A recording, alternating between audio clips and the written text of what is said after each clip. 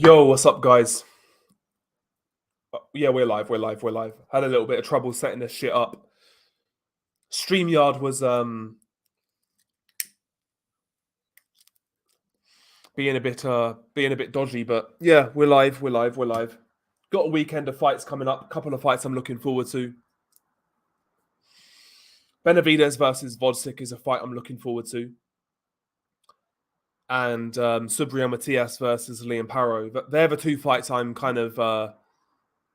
They're the fights I've got earmarked this weekend to be entertaining and fun to watch.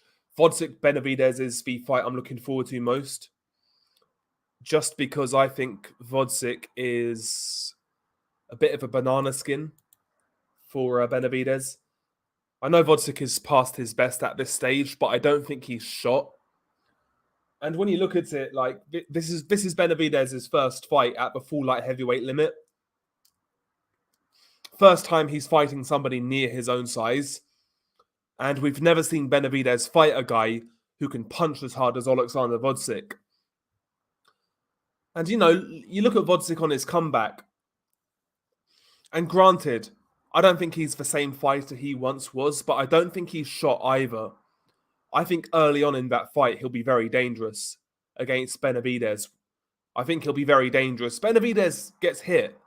You know, Andrade was hitting him in the early rounds. Never had the power, though. Same with Caleb Plant.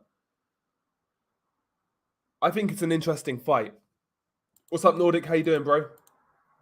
No, I didn't see the Xander Zayas fight. No, I've not seen it. Teixeira stood in range and let Zayas tee off while he did nothing. Yeah, while he did a Aikido.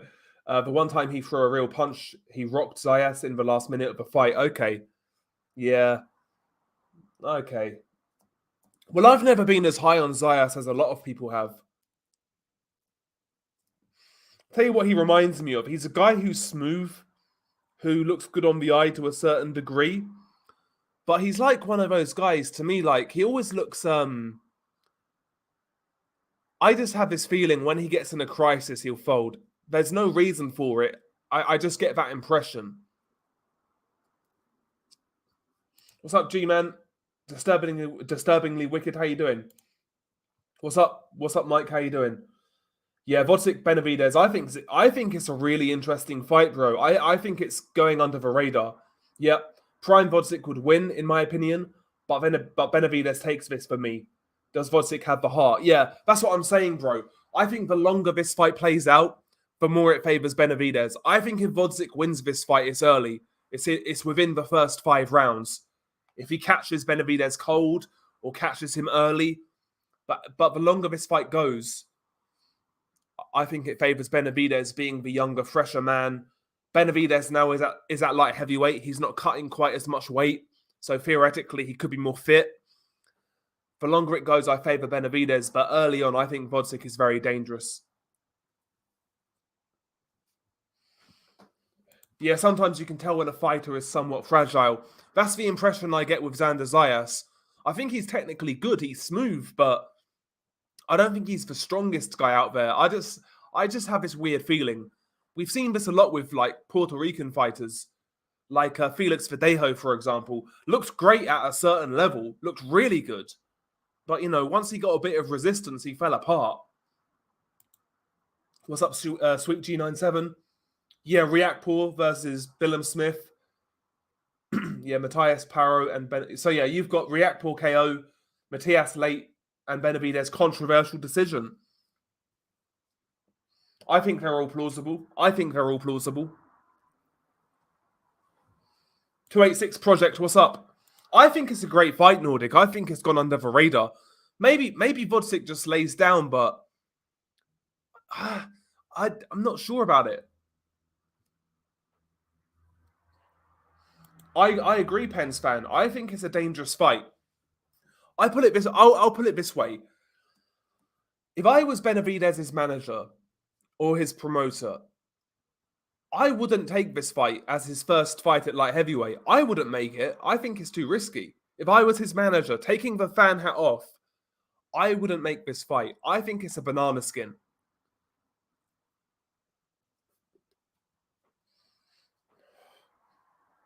I agree, yeah. Benavidez' high guard early on needs to be a lot tighter than it usually is. Benavidez' primary form of defense is the high guard. He needs to be a lot more switched on early in this fight and then slowly start to drag his way into it and then turn the screw midway point and in the latter part of the fight. Kirsten's going Gvozdyk.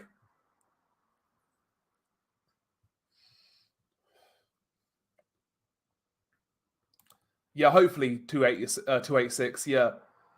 If Matias wins, hopefully it's a unification fight. There's some good fights there at 140. I think he beats Devin Haney. I think he's too strong, too relentless. Teofimo and Ryan Garcia are interesting because of the power. And I think Matias beats Isaac Cruz as well. I'm not sure whether he said that, to be honest, Seagar. I'm not sure. But I think Beterbiev just had... okay, sorry. Did Gvozdyk say he quit against Benavidez? I never knew that. Exactly. This is what my rationale was as well. We've seen Benavidez get hit, but against non-punchers, against guys who are smaller, he gets tagged up, but we've never seen him in there with a puncher.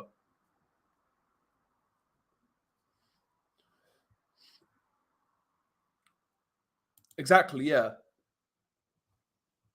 And again, you watch Gvozdyk versus Ricards Bolotniks, and I'm not saying Bolotniks is a great fighter. He's not, but like Gvozdyk did a much better job on Bolotniks than Buatsi did. Yeah, I think he could be the heavier guy, certainly, Nordic, on fight night. Yeah, Prime Gvozdyk would definitely win, but a 37-year-old Gvozdyk, the legs won't allow his movement, and Benavidez has a solid chin.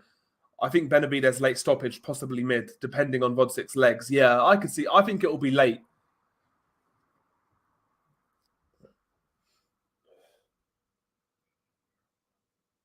Yeah, I agree, Josh.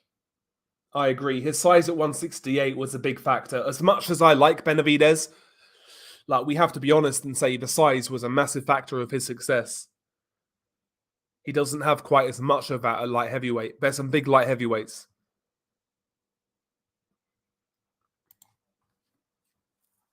Who knows? We'll see how the fight plays out. We'll see how it plays out. Watching the Prime Gvozdyk was special. His movement for his size was crazy good. Yeah, he had good legs. Good power as well. Good accuracy. Good counter punching. He moved very smoothly in that ring. Good fighter. Like, honestly, I'm not sure. I don't think Beterbiev's in his prime anymore, but I don't think B-Roll right now is as... I'm not convinced he's as good as that Gvozdyk was when Beterbiev beat Gvozdyk. I'm not convinced.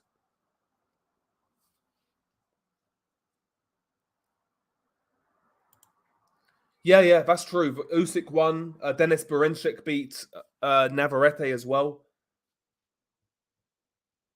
And Loma as well. Yeah, Loma looked great as well. Yeah. Little mini revival for the Ukrainians. Yeah.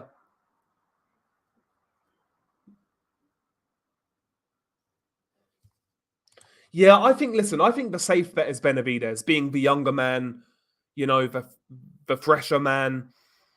Benavidez is the smart choice, but if you're a betting man, if you want a little flutter, you got £10 to spare, $10 to spare, maybe stick it on Gvozdyk by knockout. If you're willing to let it go.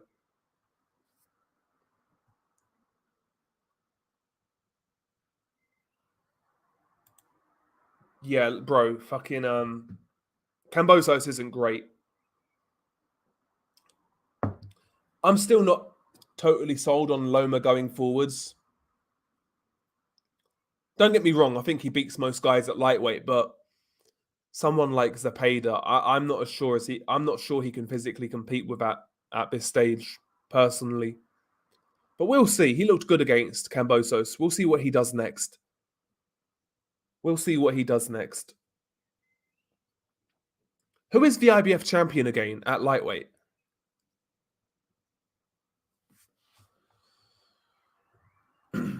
I've not seen much of this Shushu guy, Shushu Carrington, right? I've not seen this guy fight that much. I've seen the highlights, but I've not seen him like in the flesh, full fights all that much. So I'll need to check him out, bro. Yeah, Loma's the IBF champion. Yeah, that's it. Of course he is. And Zepeda's mandatory, right? That's why I was talking about Zepeda. That's it. Yeah. Yeah, Loma is IBF. And I think Zepeda's IBF Mando. I think he may beat Loma at this stage. I think he may be too strong. I think he may be too strong. Too much like momentum and output. Yeah, Benavidez is an accumulation puncher too, and at this higher weight will possibly be coming in even heavier and stronger too. That's what I was thinking as well, Sid, because making 168 couldn't have been easy for Benavidez.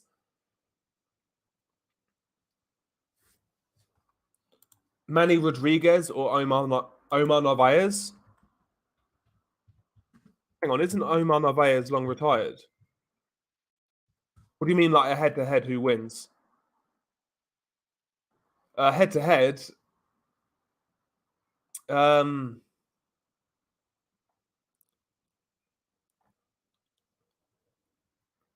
honestly, head-to-head, I think Rodriguez was a better fighter, but Narvaez has all these title defenses.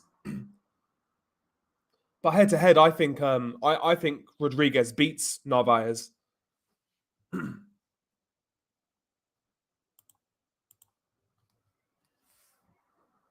As a selfish boxing fan, I'm curious to see Loma at 140. I'd like to see him against even bigger guys like what Usyk did. Yeah, I mean, if he done it, I wouldn't mind. Him and Isaac Cruz would be a good fight, I think. He could beat Isaac Cruz, in my opinion. Yeah, it's a great fight for sure. Zepeda is better than Haney and T.O. Loma would have to be on his game, yeah. And the physicality that Zepeda brings is pretty insane. His gas tank is... Listen, it has to be studied. His gas tank is crazy. He broke the CompuBox record against Jojo Diaz for the most punches thrown at lightweight. He's a fit guy, very, very fit. Listen, we don't really know about his chin, but if his chin is good to go along with that, bro, it's going to be tough to beat that guy. Wonder where Tank goes if he wins this weekend. All of the other top lads seem to be moving up, and he seems to be one of few boxers resistant to the Saudi money. Yeah, that's true. I'm not sure what happens with Tank. I'm not sure.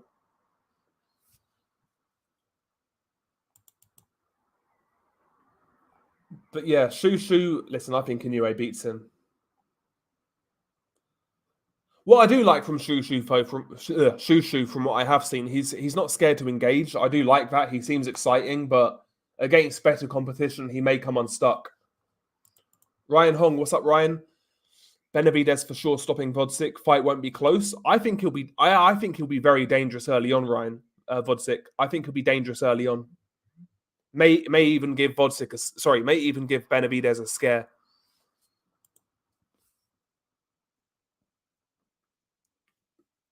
Okay, yeah. So Shushu would try to engage and get hit with a punch, clean hooks and straight right hands. I see an early stoppage unless Shushu gets on his bicycle. Yeah, yeah. He's just clout chasing, calling out Inoue. Like he's just started his career. What's he got? 10 fights. I think he's in the division above, maybe. So yeah, listen, that fight we shouldn't consider it. I'd rather see Inoue fight MJ Akhmadaliev.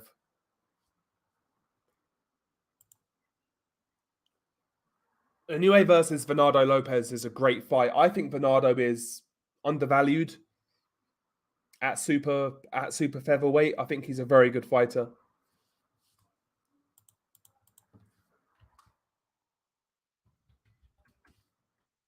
Sorry, at featherweight, I mean not super feather. You know what I mean? Featherweight.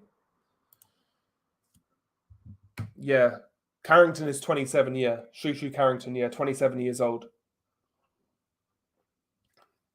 And that's like not an old age, but at that weight class, yeah, you're getting on a little bit. Not getting on, but you need to be thereabouts by that age in those weight classes. And he's not quite yet. Drunk Irishman, what's up? I could see Joe Cordina being Tank's next opponent. I mean, bro, they couldn't sell that shit, surely.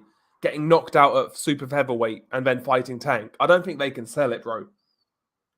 You can sell Frank Martin because he's unbeaten, you know, he's kind of sharp. He's a bigger guy. You can sell that fight to a degree, but you can't sell a Joe Cordina fight right now. Not really, Aram. Not really. I think Carrington's okay from what I've seen, but it's way too early. And like Josh was saying, he was getting tagged up from the highlights I saw. Watching Wilder gets leveled never gets old. Bro, Wilder's knockouts are becoming hilarious. Like, the knockout against Fury was kind of funny. The third fight, sorry. And the knockout against Zhili Zhang was hilarious. He was caught with a right hand, like a counter right. And he done like a spinneroonie, he looked like a fidget spinner. Then he got fucking leveled. He's turning into David Price, where his knockouts are looking funny.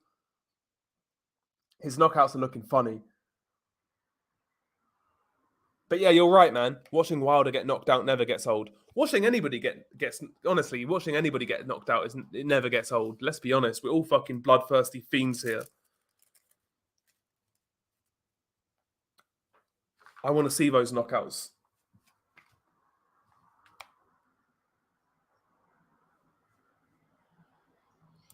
I'd watch Wilder versus Miller. Wilder versus David Price. Get David Price out of retirement. Let's have it. Let's get the fight we want to see. The two glass cannons of the last 10 years at heavyweight.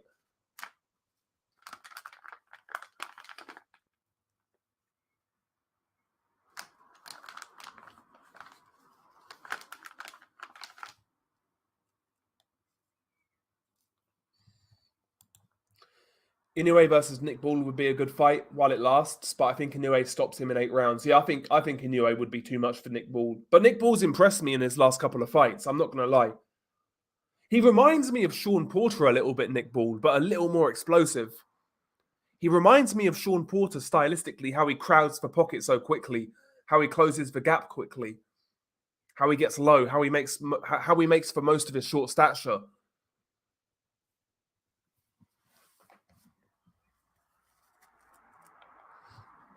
Can you imagine the memes, Nordic, if Price were to knock out Deontay Wilder? I'd watch that fight. But Jarrell Miller, speaking of Jarrell Miller, he's fighting Andy Ruiz. Yeah, sweet G97. I saw it on Twitter. Yeah, Tyson Fury getting boozed up. Smashed out of his mind, crawling around on the floor. Yeah, getting kicked out of bar. Yeah. Taking his defeat well, I see. I don't get why anybody famous would do something like that. Like go to a local pub, like a random pub, and get smashed out your mind where people are going to film you. I don't understand that. If you're going to get smashed, do it at some like private house party or something where there's no cameras. Why would you do that as like a pro athlete or a pro anything? Like somebody in the public eye. I'd never get caught in that state if I had that kind of that attention.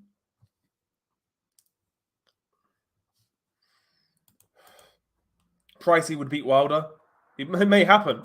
Price would he'd KO Wilder early. Bro, if he catches him full-blooded, he knocks Wilder out. But vice versa as well. Zhang Wilder and Povetkin Price are probably the best knockouts I've seen live. Yeah, they were funny. Miller versus Ruiz should be a pie-eating contest. Low-key, though, I don't know why it is. I'm looking forward to that fight, weirdly. I'm kind of looking forward to it. Chisora would knock out Wilder right now, and Chisora's a certified dinosaur. I'm not sure how that fight would go now, to be honest. Because Chisora looked shot against Washington. Yeah, Ruiz has talent, but he's too lazy to beat the elite guys. I agree. Fury's fallen off a bandwagon badly. I now give him almost no chance in the rematch. Yeah. it's still early days, but maybe this is just a quick blowout. Listen, we're guys, we do shit, whatever. But, given Tyson Fury's history, it's not a good sign. Martin looked $1 million versus Fake Ali, then stunk for joint out in his next fight. I don't think Martin is. Sorry, I do think. I don't think Martin is as good as we see. However, I do believe he has more talent and skill than Tank. Yeah. Frank Martin's interesting because I think he's decent if you consider the circumstances. So he started boxing at 18.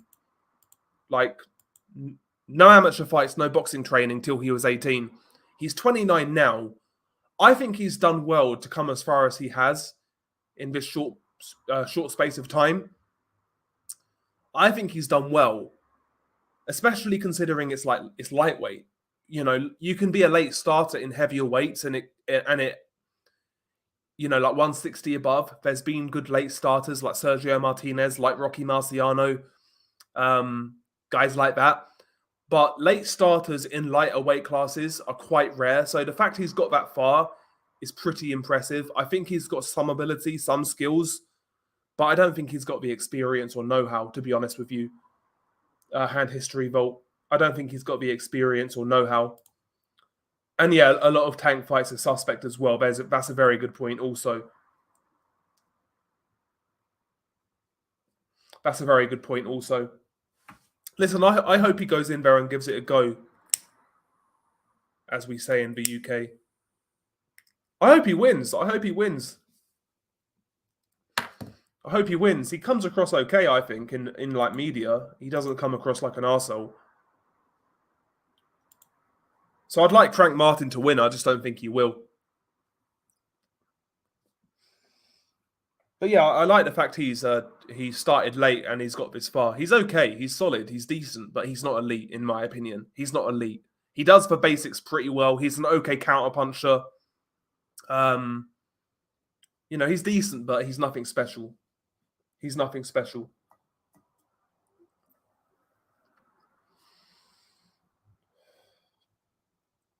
Mental health break incoming, no rematch. Wouldn't be shocked.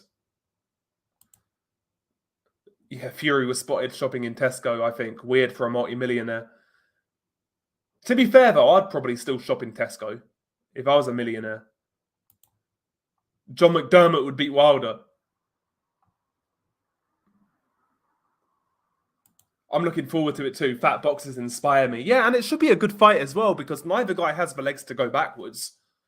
I think it'll be a good fight. I think Ruiz's cleaner work will shine through, but I think Miller's going to go in there and come to fight.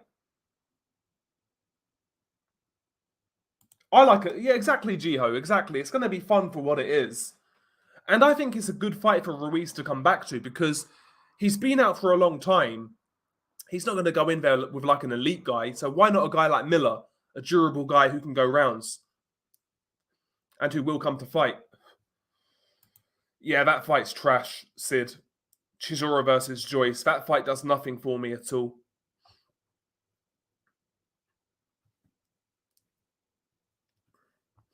Yeah, let's not forget that Fury's an addict. Yeah, he can't afford blowouts with a fight upcoming. Yeah. It's a sad situation, in my opinion, but not unexpected. Yep. The price of selling your soul. Maybe I'm looking into it too much, but I don't know. Fury's going to be 25 stone by December 21st. Usyk should just retire after the Fury rematch. Or if he wants an easy last payday against a credible opponent who he would easily beat, he could fight Ruiz. I agree, bro. Yeah, no doubt. Of course he's fruity. You can't watch that video with Adrian Broner and not say he's fruity. He's zesty as hell. The whole controversy on whether the fight had a weight clause was very suspect too. I wouldn't be surprised if there's something on the fight, yeah. I never heard about this weight clause in the Tank fight, but I wouldn't be surprised if it's true. I think he'll get beat again as well.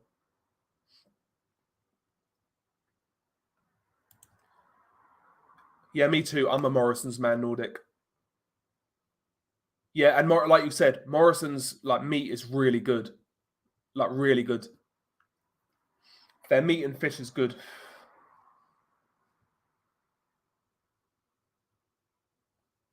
Yeah, you can't miss Miller no matter what. You'll hit something. Yeah, I'm surprised as well, Nordic, if that's true. 3-1 favourite against Chisora. I may lump some money down on that, like a lot of money. Why not? Fuck it. I've had a bonus from work, like this. I should get I get a bonus from work this month. I might put it all down. It's like £1,000. I might put it all down on fucking Joyce. No, I won't do it. But what's up, Moboxing? How you doing?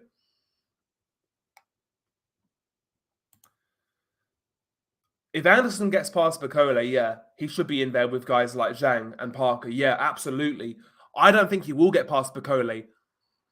I think Bacole is in a similar position to Caballel was a year or so ago. I think he's undervalued in terms of his skill. Don't get me wrong, there's question marks over his heart, over following the Hunter fight. But I think Bacole has some interesting attributes for a heavyweight. He's a good inside fighter for a big man. He's strong. He works the body well. He shortens his punches well.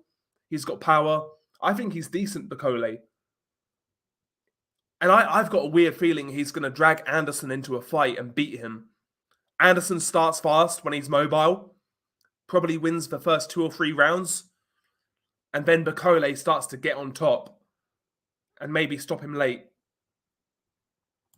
I agree. I think he'll stop Chisora pretty rapidly.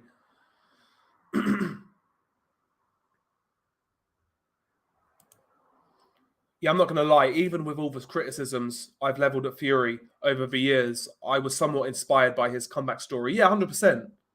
I just think he ruined it, bro. I think he ruined it, man. But yeah, I know, right? Bet £1,000 on Crawford to make 50 quid. I've got Bacole as well. That's what I'm thinking as well. Yeah, Joyce versus Caballel, if he beats Chisora, would make sense. Yeah.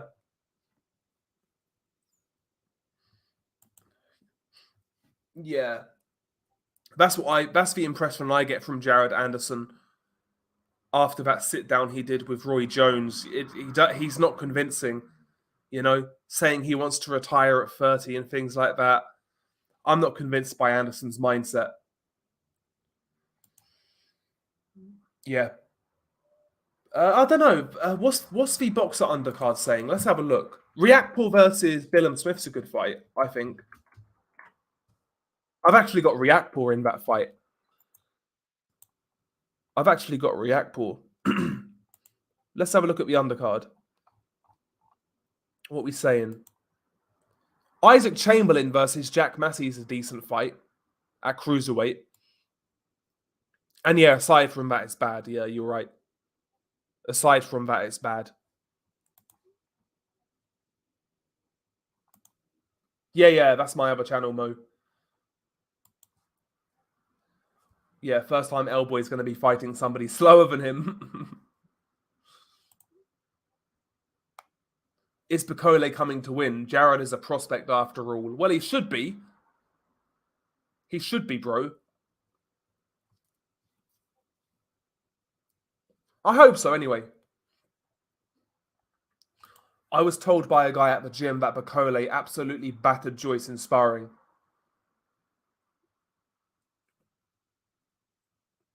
I think he's underrated, Nordic. In terms of skill, it's not even just like skill, but I think his skill set is something that is missing at heavyweight. There's not many guys have that sort of style. He's just that sort of big, horrible heavyweight. I'll tell you who he reminds me of, and I'm not saying he's as good, so don't get it twisted. Just stylistically, he reminds me a little of Riddick Bowe. I'm not saying he's as good before anybody says. Just stylistically, he fights in a similar manner.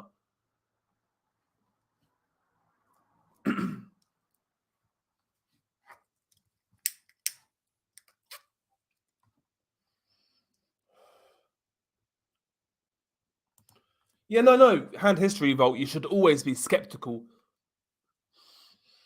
But I feel like Anderson's stock has dropped. I feel like his stock has dropped.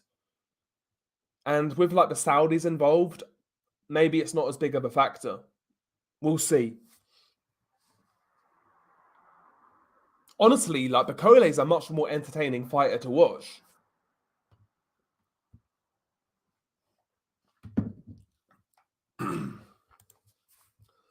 Joyce is no great shakes himself and hasn't looked good in the last few fights.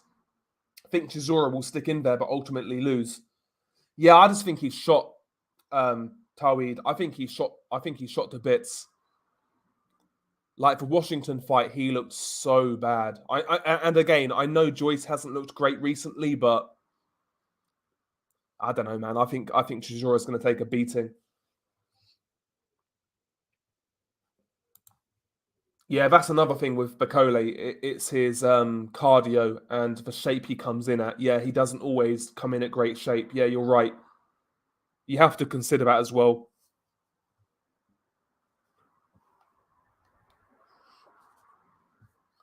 Joyce is being underrated, in my opinion. Zhang's style is just all wrong for him. Yeah, you might be right, bro. It's not like he hasn't beat good fighters. Like he beat Bryant Jennings, he beat Joseph Parker, he beat Daniel Dubois. It's not like Joyce doesn't have good wins. It's not like he stepped up, then got exposed. He's got some good wins. Yeah, you see the similarities. I think he's decent. I think Bakole's decent, honestly.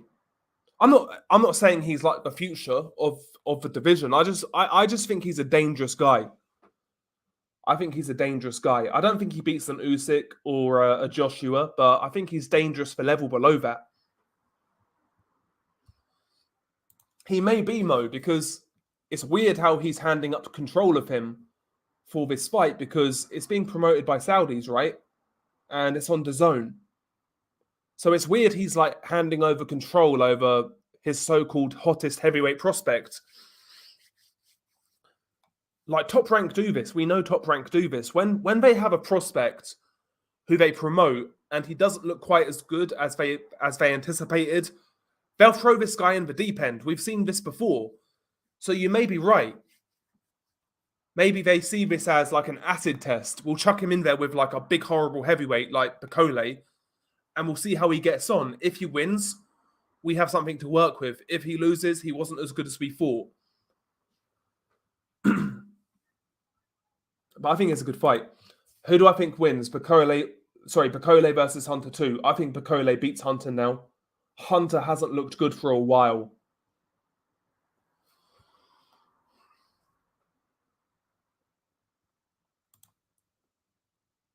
Yeah, this is the problem. If the fight is real, why would they make it? Bakole easily takes it. Yeah. Well, maybe like I was saying, maybe Bob is just looking at Jared and saying, I can't count on this guy. I'm going to throw him in the deep end and see what happens. Yeah, I do. Yeah. See, I think speaking of, like, I think Bakole would beat Dillian now. To be honest, but I think it's a good fight. If it's a real fight, it's very interesting because we'll find out a lot about Anderson. Exquisite Vibes. I like the name. Random question: is there a fighter that you thought was a fraud or overhyped, but proved you wrong? I don't want to say no because that makes me sound like a fucking dick. But I'm trying to think. I'm trying to think.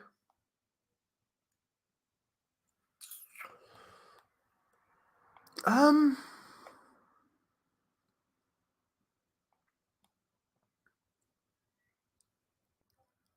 I don't think so.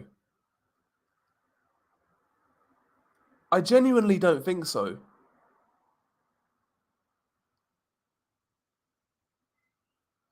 I don't think so. No, I don't think there's anybody. There's a big difference though. Like a fraud. Okay, overhyped is different. So overhyped.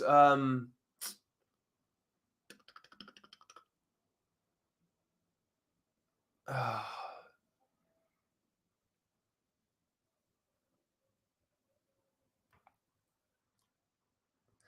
don't even know. Like, I don't think so. No, that's a hard one. That's a hard one. I'll have to think about it. Yeah, I saw that fight. It was awful to watch, by the way. Yeah, Cheney did next to nothing. Yeah, it could be fixed.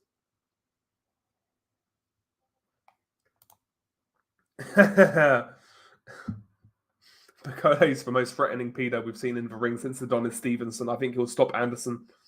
I think he'll stop Anderson as well.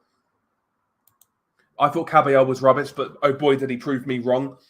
He proved me wrong as well, though. I'm not going to lie. I didn't think he was rubbish, but I just thought he was like a European level guy who would go no further.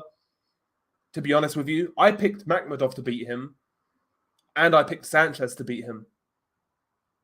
So yeah, he's proved me wrong. He's proved me wrong, but he was never really overhyped. But he definitely proved me wrong.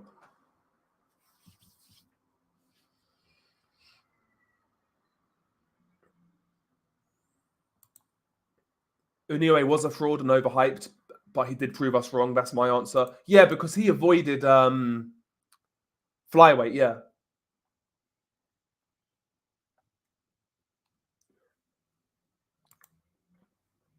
Piccolo sparring stories come in a close second to Tank's two BS artists. Bro, forget. Yeah, they thought this guy could go up to beat cruiserweights. It's crazy. I'm good, Rain Man. I'm good. I thought Beterbiev was overhyped. Then he made me feel dumb and stopped Gvozdyk. Yeah, I was always on the Beterbiev bandwagon. There's been guys who I hyped up who proved me wrong. Like they never amounted to being what I thought they would be. There's been those guys. But the other way round, not so much. I never saw Inoue as like overhyped or overrated. But I get why people say Inoue, considering his early career. I think Bivol a little overrated, personally, but yeah, he definitely outboxed Chisora quite widely. Usyk versus Beterbiev at cruiserweight. Yeah, I think Usyk would have too much, but it'd be a good fight. I'd watch it for like just for the spectacle. Oh yeah, that's been this has been a you know something that's been in boxing for forever, basically. You know, young prospects getting hyped up. To me, both Beterbiev and Gvozdyk are better than Bivol. Yeah, I always think though, like when we talk about Beterbiev Bivol, if Beterbiev is still like near his prime, I ask myself, is Bivol any better than the version of Gvozdyk that Beterbiev fought? And I can't say convincingly he is. I can't. I know Bivol's got all these title defenses, but David Price was way overhyped, yeah. But I never really believed in David Price, to be honest. Like back then, I was picking Fury to beat him. Yeah, Kirsten. Yeah, Benavidez is. Yeah, he'll get smashed at cruiserweight. Roman said himself he was offered 1 million to fight anyway. That's the first I've heard of it. I'll have to check that out. Last bell. I'd have to check that out. I stand corrected, though. That's true. I stand corrected. But at what weight, though? At what weight?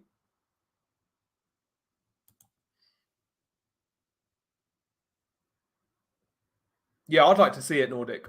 I'd like to see it.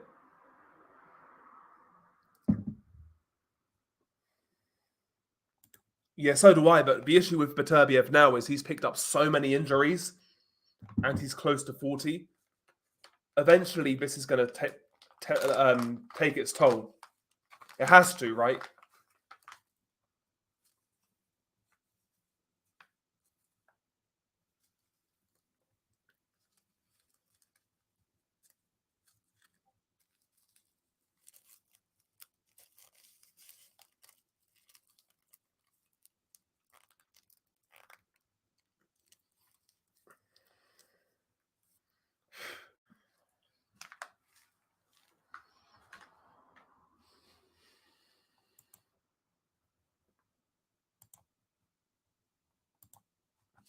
No, I never saw it with David Price.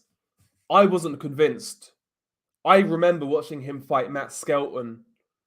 This was way before Price got exposed, but he knocked out Skelton early as well. But when Skelton was on his chest, like how uncomfortable Price looked, for me it was red flags. I never rated Price like that. I think Fury would have knocked out Price back then.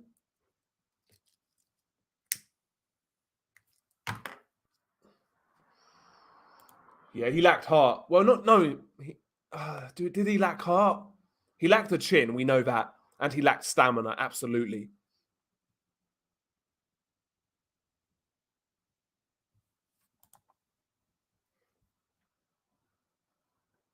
Biggest overachievers in boxing. In recent years, I'd put Badu Jack as an overachiever because Badu Jack was never the strongest. He was never the biggest puncher. He was never the fastest. He got knocked out early in his career by Derek Edwards, and he just looked like an average fighter.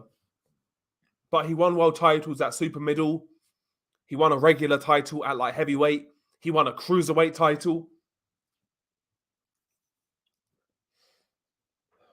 In recent years, I'd say Badu Jack is one of the most impressive overachievers. What's up, PSK? Long time no see, man. Hopefully you're well. Tunde Ajayi's ruining Anthony Yard's career. Well, listen, man, we know the fight to make. It's him and Buatsi. That's what should happen. That's what should happen. Him and Buatsi. That should happen. Yeah, the left of the body against Skelton was very good, though. Yeah, was a flawed performance up until that. Yeah, 100%. But that's a fight I really saw the flaws in David Price. I remember watching it on Box Nation, like vividly.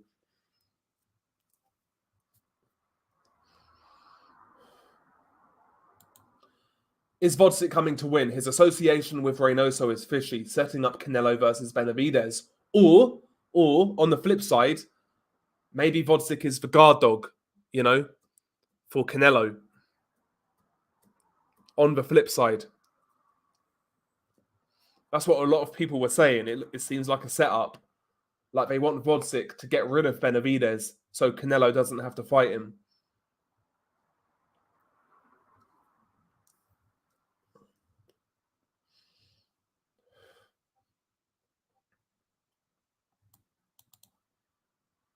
Yeah, I agree, Sven. Yeah, Yard's never going to be elite, but Tunde's holding him back at this point.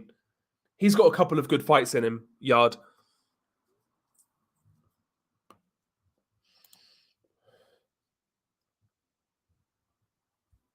Yeah, I'd watch it as well last spell. Yeah, I'd watch it as well. Beterbiev versus Usyk at cruiserweight. Why not? Fuck it. Even at a light heavyweight, well, fuck it. Like 205 pounds. Why not? Fuck it.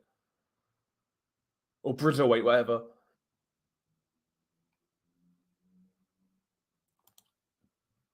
Yeah, Price came in overweight against was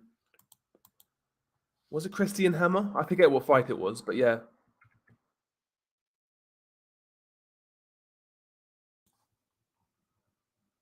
If Price had Wilder's resume, he could have been a legend. Yeah, Hall of Fame and all that. Yeah, Badu Jack beat James DeGale, no doubt, 100%. I'll never know how people call that a close fight. That's one of those fights, you know, where like a lot of the consensus is that it was a close competitive fight. I didn't think it was. It was competitive, but it wasn't close. Like Badu Jack clearly won that fight. There's no argument for a draw. Like Badu Jack won that fight, and he was robbed. In my opinion, I think he was stonewall robbed because that was a unification fight as well, right? Let's have a look. It may have even been an undisputed fight. No, it was a unification. But yeah, I felt he was stone cold robbed in that fight. Yeah, I'd say Kambosos is an overachiever. I don't rate Kambosos, but yeah, he was an undisputed champion. So yeah, he is. by definition.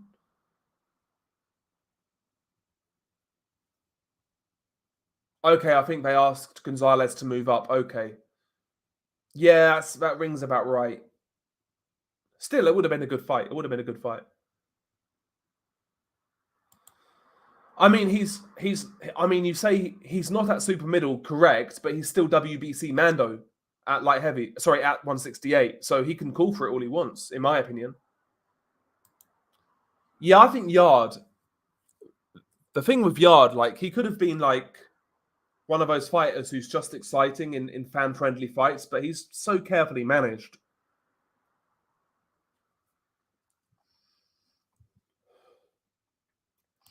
See, I never saw like many people rate Ramirez that highly. He was exposed by Jimenez.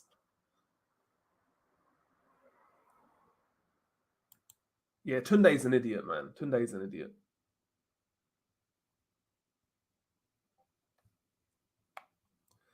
Yeah, the guard dog theory is plausible for sure, but Canelo's running out of potential opponents. You say that, but maybe they drag Crawford up or something like that. Or to soften him up as well. Manos de Dinamata, yeah, exactly. I don't think so, Mo. I think Usyk is too professional. I think he's too fit. I think he's too dedicated. I think he's too fast. I think he's too mobile. I think he's too good, honestly. I think Usyk is too good. Yeah. Yeah, he was heavy for the hammer fight. Yeah, that'd actually be a good fight, Iran. That'd be a good fight.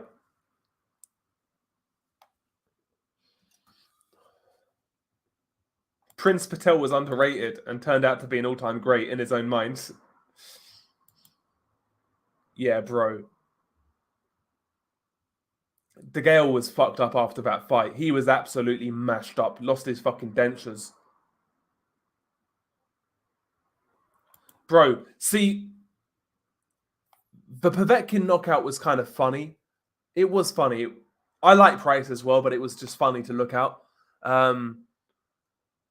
But the Christian Hammer knockout is underrated, like how badly Price gassed.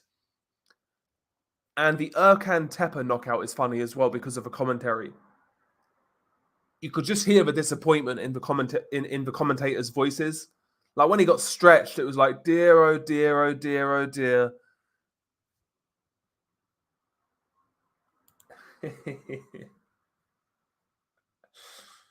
Bro. You think Gvozdyk's either going to stop Benavidez late or win a clear decision? I don't think he'll win a decision. I think he could. I think he could get outworked, but I think he could knock out Benavidez.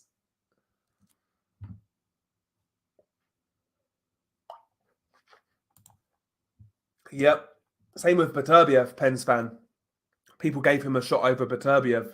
I never really saw it. Puncher's chance, cool, I get it, but Fury, I think, got himself into a shape I think was good enough to beat Usyk, and knowing it wasn't must have been mentally damaging. Usyk probably overtrained and still beat Fury, yeah. Well, Usyk was training for like 6 months or 9 months, whatever it was. That's what he was saying. Yeah, he ruined. This is how you know Badu Jack won that fight. He fucking ruined James DeGale. He stole the rest of his prime away from him. He beat the hell out of James DeGale.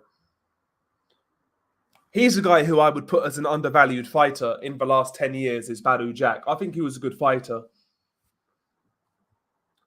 Like, the fact he won a cruiserweight title was pretty impressive. I know Makabu was, like, kind of past it and not great, but still, it's a good accolade.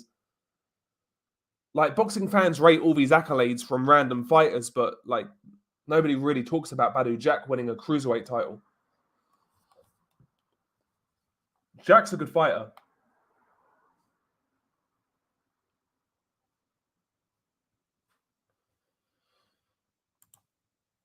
Yeah, I agree, Rain Man. I agree. I'm glad Usyk won. I think any genuine boxing fan would want Usyk to win that fight, personally. Who's just got boxing in mind, I think any genuine boxing fan would want Usyk to win. Sonny Edwards could probably knock out Prince Patel. I agree.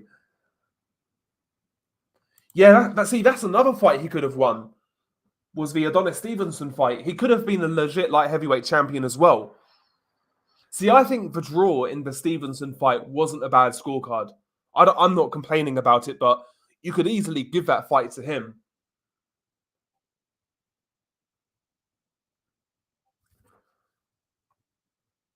Oh yeah, no doubt. Yeah, no doubt, crazy. I like Badu Jack, but yeah, Opatai is too much for him now. Yeah, I agree. I agree. I don't know why Badu Jack vacated the cruiserweight title. I'd have stayed there if I was him. Yeah, Badu Jack is the perfect example of how a fighter can rebuild and have a really impressive career even after a bad loss or two. Yeah, I'd say Joe Parker's another example. I agree. Yeah, I agree, and they both fought good competition as well. Like Jack fought Butte, he fought Nathan Cleverly, he fought Adonis Stevenson, James DeGale, obviously, Porky Medina, Ilunga Makabu. Like he fought good competition. Badu Jack. He got robbed against Jean Pascal as well. Like he beat. I think he beat Jean Pascal. I think he beat Jean Pascal.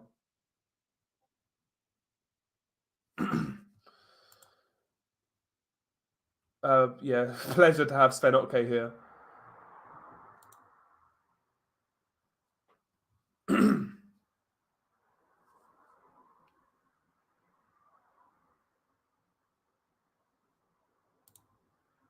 I heard rumors of Benavidez signing with Golden Boy after this fight and moving up to fight Gilberto. That'll be a good fight. Ramirez versus Benavidez. I'd watch that fight. Iram. I'd watch that fight. I think Ramirez at cruiserweight is coming into his own, though, to be honest. Yeah, I think he's very skilled, Mo. I think he's very skilled. He's a good mover, southpaw, a good 1-2. I think he's a good fighter. He fights with a really good rhythm. He's had two hard fights with Benavidez, but Benavidez is a very tough guy, very hard puncher as well. So, like, I wouldn't read too much into those Benavidez fights. I think he won both fights. But yeah, I think he's a very good fighter, very talented fighter.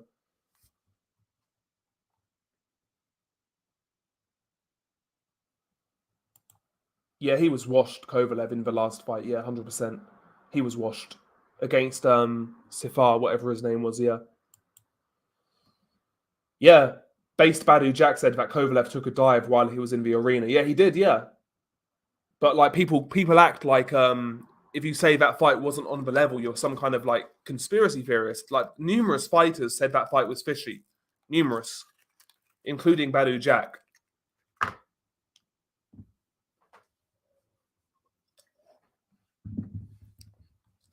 Badu Jack's he's a real one, though. I think he's a real one. One of those fighters. You look at his career, and I don't think there's any fake fights or any shenanigans. Like he had an authentic career, Badu Jack. So yeah, I respect Badu Jack a lot.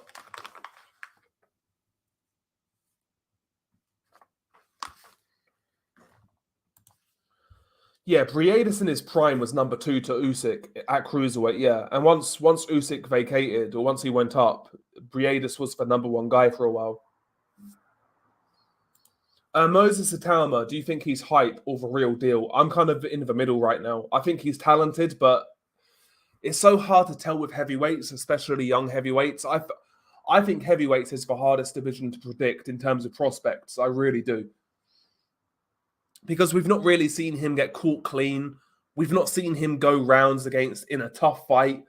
We need to see a lot more from Moses Atalma. We'll see though.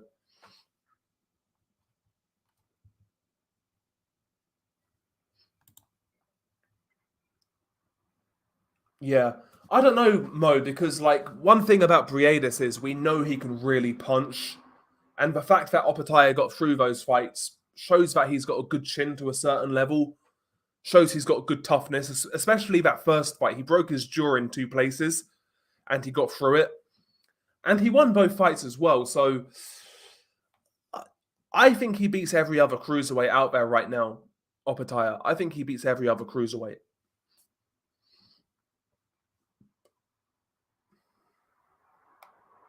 What's worse, being a bad fighter with a losing record or being a fraudulent fighter with a padded record? I'd rather be a fraudulent fighter with a padded record because at least I'm rich.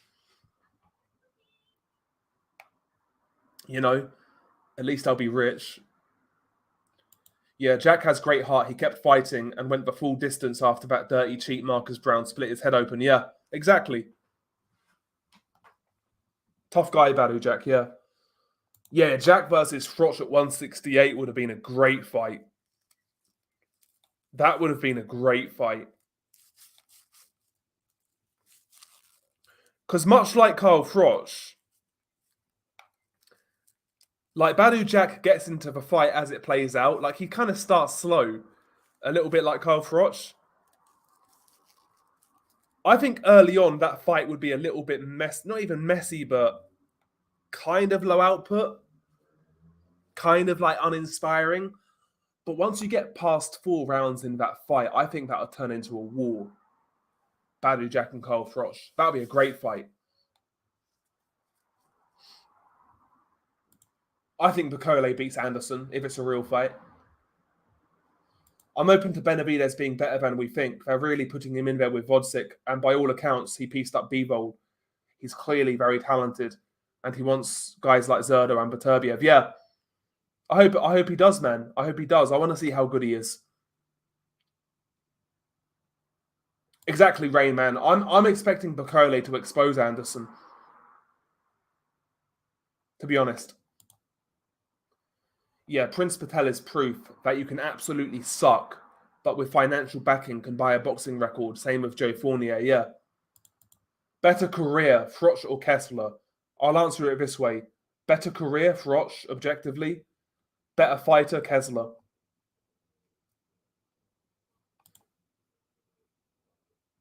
Luis Ortiz career review. I kind of want to get into career reviews, but I don't really want to do it in one take like I did with Wilder. I'd rather do it with like footage, but like I'm scared to get copyright claimed. So I really want to do career reviews, but I'm kind of uncertain in regards to like the format I want to make them in, kind of thing. Nordic makes a lot of career reviews. Nordic, do you get like copyright claimed a lot on those career reviews you do? Because I really want to do them. I'd really like to do career reviews, but I don't want to get fucking copyright claimed.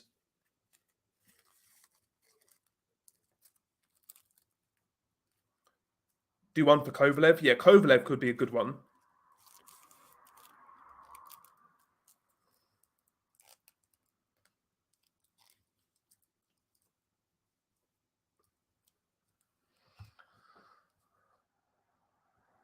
So I see. I think Froch had a better career, but I think Kessler was a better fighter.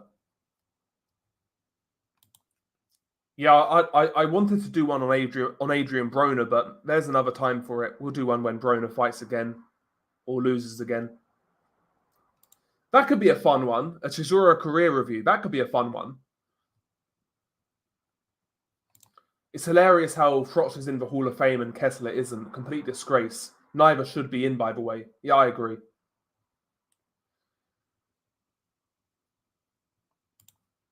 Kovalev could be a Kovalev one would be good. A Golovkin one could be fun. See, like I kind of rate what Nordic does. Like when he does a career review, it'll be like on a more unknown, not even unknown, but a more unheralded fighter, like an Arthur Abraham or a Glenn Johnson. I kind of like that vibe. I got several copyright claims for my career reviews. It's frustrating, yeah. Yeah, the outside the ring videos. Yeah, that could work. That could work, yeah.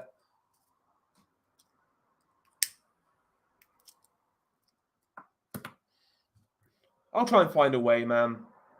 I need to like Yeah, it's hard to do those sort of videos. My Tommy Morrison, Jeff Lacey, and Prince Nazim ones all got claimed. Interesting.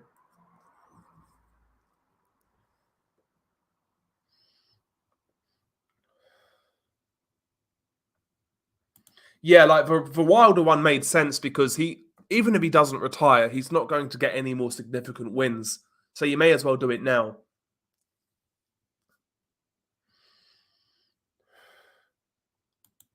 George Grove's career review would be decent. Like a James DeGale career review would be good as well, I think. That'd be fun.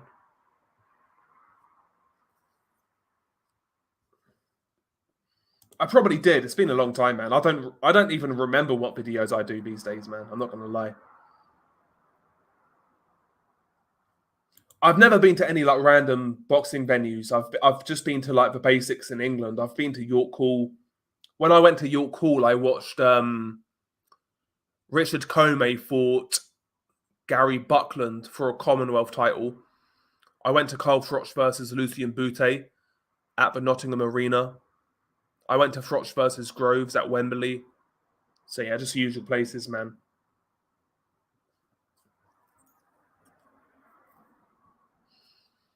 I also went to Froch versus Kessler in the second fight, obviously, at the O2.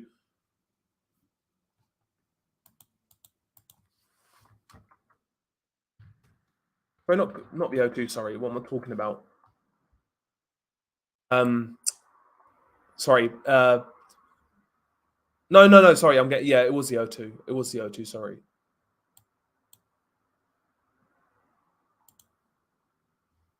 And I went to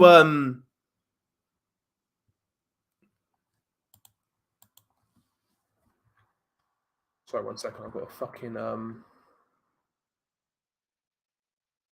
email I have to fucking respond to. Get the fuck out of here, man. Jesus Christ.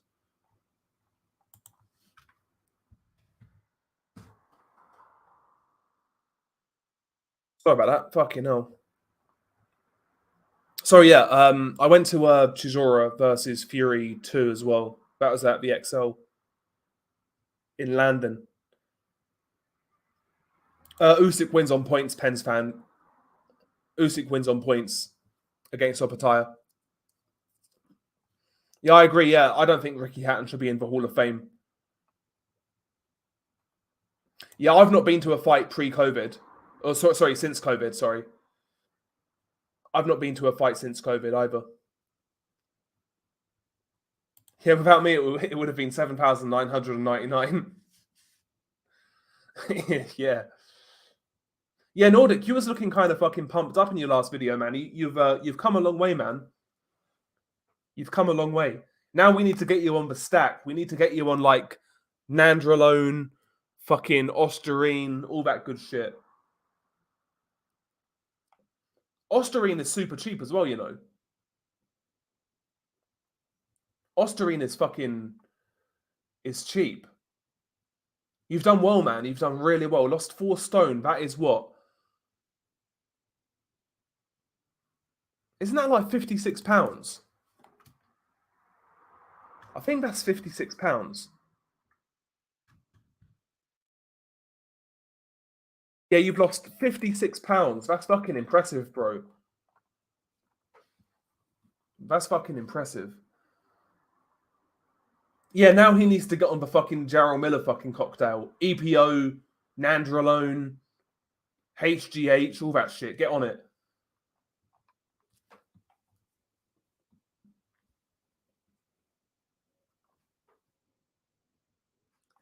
Nordic versus Sonny Edwards. Nordic would knock out Sonny. Like, I'm doing the opposite to Nordic. I am like living like an absolute slob right now. The only benefit I have is I don't put weight on. I don't really put any weight on. I say I live like a slob. I'm still eating relatively okay, but I'm not exercising at all. I have to be honest. I haven't been to the boxing gym in start of this year, I'd say. Been a while. It's been a while. Yeah, Mo, I don't get this either, man. I could give a fuck about the crowds in Saudi Arabia. All I know is we're getting good fights. I could care less if they're in my back garden, on the street, in Saudi Arabia, or at Wembley Stadium. I could give a fuck less. Unless I'm getting good, we're getting good fights. That's all that matters. I don't give a fuck, honestly. It's a weird fucking criticism. We're getting good fights. Who cares? We're getting good fights. And the fights look pretty real as well. There's no fucking skullduggery, or very little. Yeah, you need Meldonium, Nandrolone, horse meat, Osterine, Mexican beef, and whatever Ryan was on. As Hulk Hogan said, say your prayers and take your vitamins.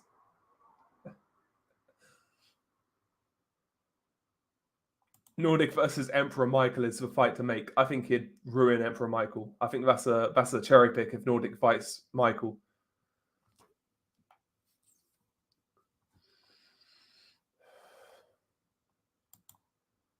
Yeah, I need to try the carnivore diet. I've never tried it.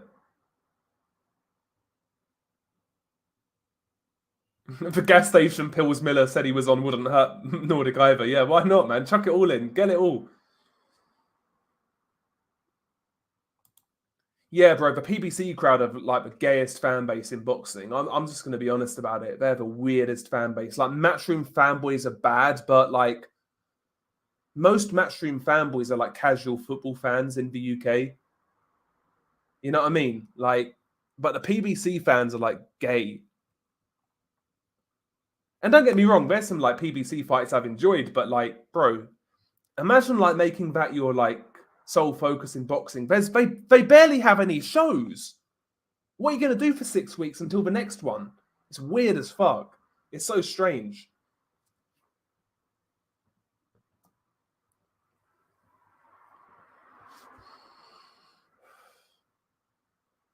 Yeah, Miller got arrested. Yeah, Jerome Miller got arrested for stealing a car. He was going full fucking Nico Bellic, Carl Johnson.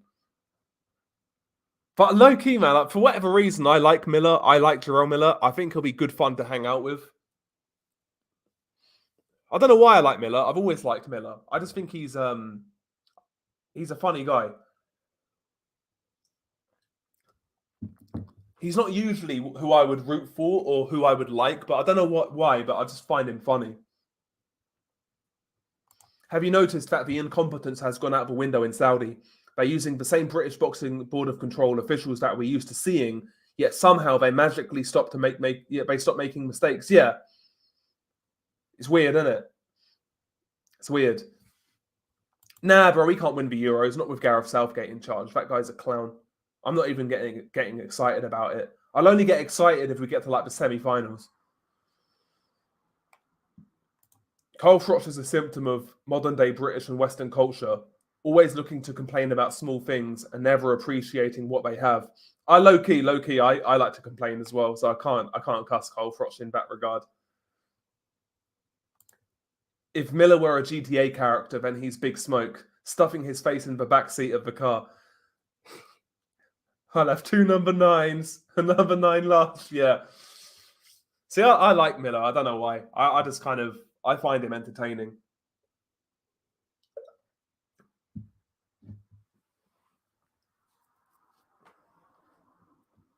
I don't know. I just think there's too many soy fighters, like proper soy fighters in American boxing and like Western boxing in general. I kind of find Miller refreshing because I feel like that's his genuine personality. Like he's like the Joker type, and he's not scared to say what he wants. So I kind of like Miller. I kind of want him to beat Ruiz. I'll be honest. I'd like to see Miller win, just for the banter. Like, I was low-key pissed that he lost to Dubois. I was low-key pissed.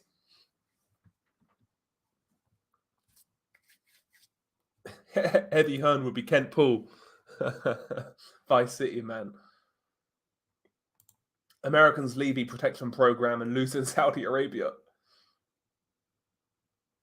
Yeah, honestly, Mo, we should have got rid of Southgate after the Euros, man. When we lost the final to Italy, that's when we should have got rid of him.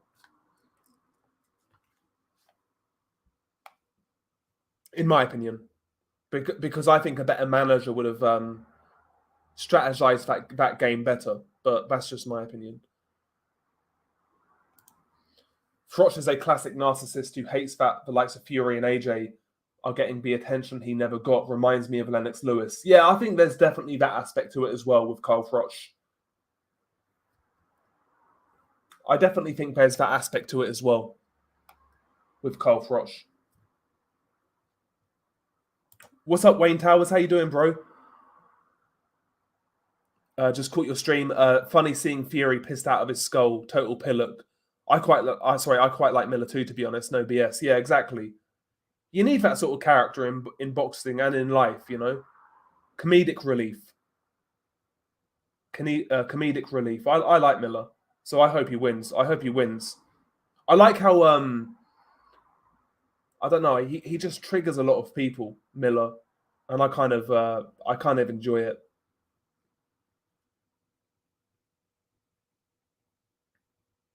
Wow. Wilder Stavern 3 set for October.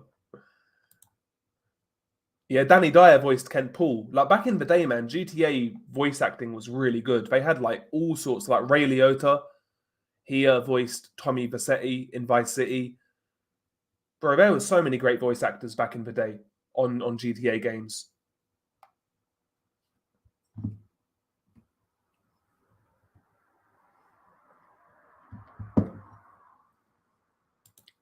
Yeah, Lee Carsley's done well with the under 21s. He's done well.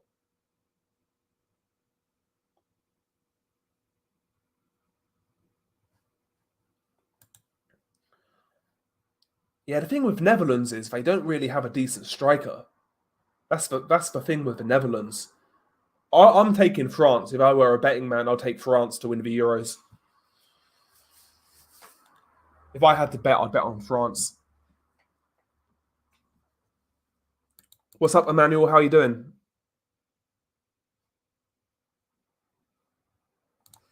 I think Cassius Chaney broke the record for least amount of punches thrown in a 10-round fight. Still can't get over sitting all the way through that crap. Feel filthy, actually. See, it's weird, Duck. Like a few years ago, I'd have watched that fight in its entirety live. I'd have stayed up for it. But these days, I did catch up with it, but still, yeah. Like back in the day, I'd have actually stayed up for it. That's how much of a boxing degenerate I was. Like, I barely stay up for fights these days.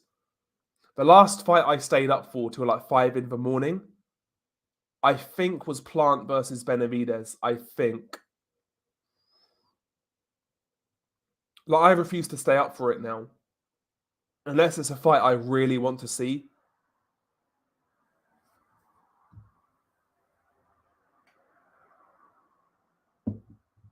No, I think I stayed up for Loma versus Haney. No, I woke up for Loma Haney. I woke up.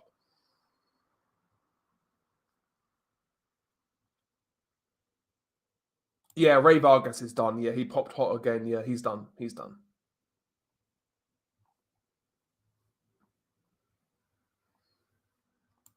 Okay, you saw Cheney spar in Bolton 3 years ago. 3 weeks he was there, and honestly, he looked real good. Okay. See, I've seen him fight a few times. He fought in the UK a couple of times, and I never rated him. Cassius Chaney. You look at heavyweight right now, you know, once Fury retires, once Usyk retires, once AJ retires, who's really there? Who's really there where you'll say, like, this guy's going to be a dominant heavyweight champion, like, he's going to be a long reigning title holder? I don't see anybody there after these guys retire. I think what you'll see is Usyk and Fury are going to retire. AJ will have another reign. Then he'll get beat or retire. Once these guys go, I think you'll see these belts get passed around like cheap whores, honestly. You'll see these belts get passed around like a spliff at a party.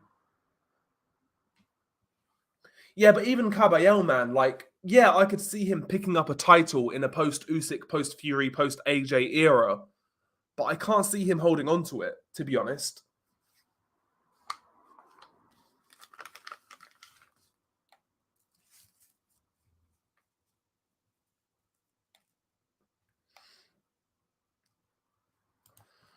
Wilder versus Chisora, prime for prime. I'd probably take Wilder, to be honest, but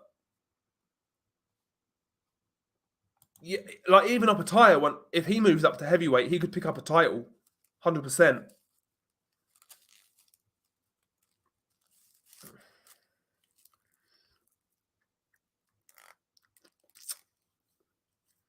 Richard Torres, I'll be honest, Mo, he's exciting. He's pretty heavy-handed, but I think that guy is a knockout waiting to happen. I don't think he's that great. I think he'll be fun, like he'll be fun to watch, but I don't think he's. I think he's a knockout waiting to happen. We saw that in the amateurs against Jalalov, and I think he still has those same flaws. How he squares up as he comes in. When he opens up with punches, he primarily leads with wide shots, like looping shots, and he's so straight open down the middle. I think he's a knockout waiting to happen, to be honest with you. I think he's a knockout waiting to happen. Exactly, yeah, right, yeah, 100%. 100%, right for the counter, yeah, 100%. I think he's there to get knocked out, Richard Torres.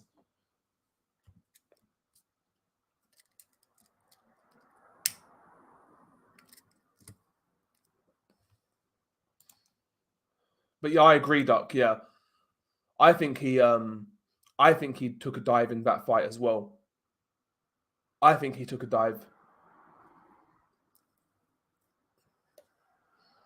Bro, he's got that 1970s porn star look, ain't he, Richard Torres? He's got that fucking 1970s porn star look. But yeah, it's going to be like the current middleweight division. I agree. It's going to be bland for a couple of years until we have some prospects coming up. Moses Atalma is so young, you never know what he could do. Maybe he is good. Maybe he will be a dominant champion, but it's way too early to say. We know nothing about Moses Atalma in terms of the intangibles.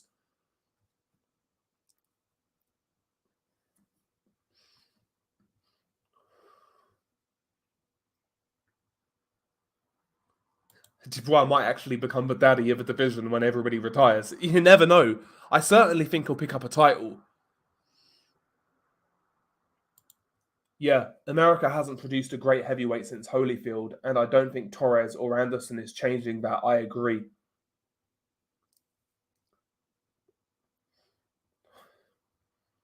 Yeah, I think Mr. Humble is going to knock out Dubois. Like, he can't get hit with the amount of right hands he got hit with against Hrgovic.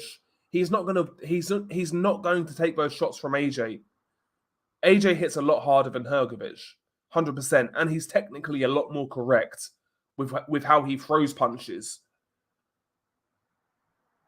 I think he'll knock out Dubois, AJ. See, Nab, I was high on Jalalov a few years ago, but I don't know, man. I don't like the fact he's gone back to the amateurs to fight in another Olympic cycle. I don't like how he's been moved so slowly as a pro. And the more I've seen him in the amateurs, the more I've gone back and watched his fights, he seemed susceptible to pressure. And we're talking like 3-5 rounders. So it's like in a hard 12-round fight, I'm not convinced this guy does it. I'm not convinced. Yeah, Dubois is going to be really fun while he lasts, but I don't think he's going to last pretty much past his early 30s, and I take no pleasure in saying that. I agree. He gets hit way too much. And I think AJ is going to knock that guy out. Don't get me wrong, Dubois is dangerous because of power. He's dangerous, but I think AJ gets to him first.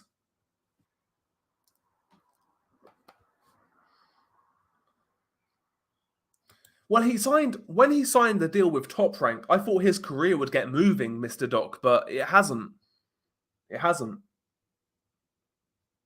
Yeah, Joyce broke down Jalalov. Yeah, he did. He did. And we have to say as well, when Jalalov won a gold medal, the super heavyweight division wasn't as strong. Yeah, Hrgovic, when he turned pro, I was kind of interested in because I liked him as an amateur. But the longer well, the more his career continued, I felt he was regressing. And I said that leading into the Dubois fight. I never understood why people were so convinced he would win that fight. I was unsure. I picked Hrgovic, but I said in my prediction, like, this could go either way. It's pretty much a 50-50.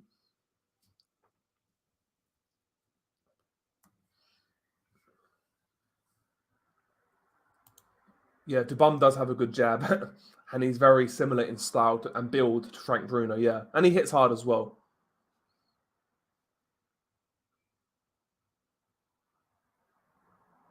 Yeah, exactly. There's this as well. Yeah, Jalalov is closer in age to the current top guys than he is to someone like Moses Hatalma, yeah.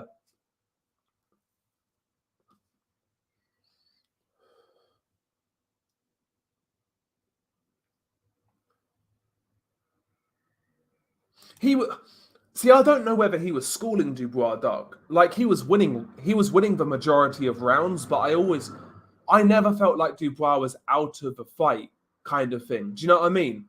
I never felt like watching it live, and even watching it live, I never felt that Dubois was in trouble. That's what I'd be concerned about.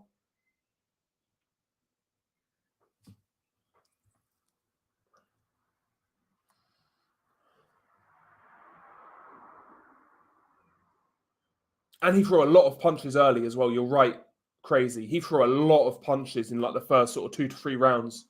Way too many. I think he tried to blow away Dubois, just get him out of there quick. Maybe he realised he never had the gas tank for a hard 12 rounder. Maybe he was gassed up over the sparring that he kept on talking about. That's the weird thing though with Dubois. I don't think his chin is bad. Like he took those Hrgovic shots pretty easily.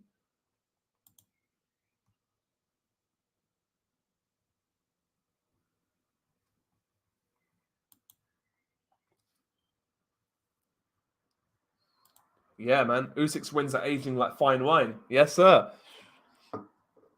Indeed they are. Indeed they are.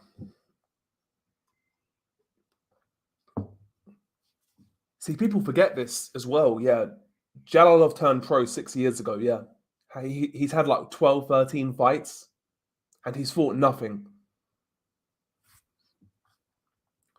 Dubois' heart is weaker than his chin. I agree, Sven. Yeah, I don't think Dubois' chin is bad. I don't think his chin is bad. Like he took a knee on his own accord against Joyce. He took the shots well until he took a knee. Same with Usyk. He took the shots well until he took a knee. He was dropped by what's his name? Lorena, but like I think that was more of an ankle thing. He's got a glass noggin, not a chin, yeah. I used to rate Michael Hunter Paul. I used to rate him very highly. But since he ducked that IBF eliminator, I think he's gone downhill fast. Like I felt he lost to Jerry Forrest. I don't think he looked good against Michael Hunter. He lost some sort of exhibition bout as well in Russia against Selenkov, I think it was.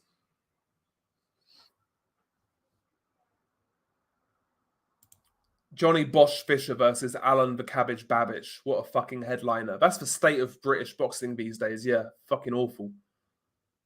And Fisher should win that fight. He's too big. Hrgovic has the same heart problem, in my opinion, but Dubois has had the learning experiences that Hrgovic hasn't. Yeah. Yeah, I'd agree with that.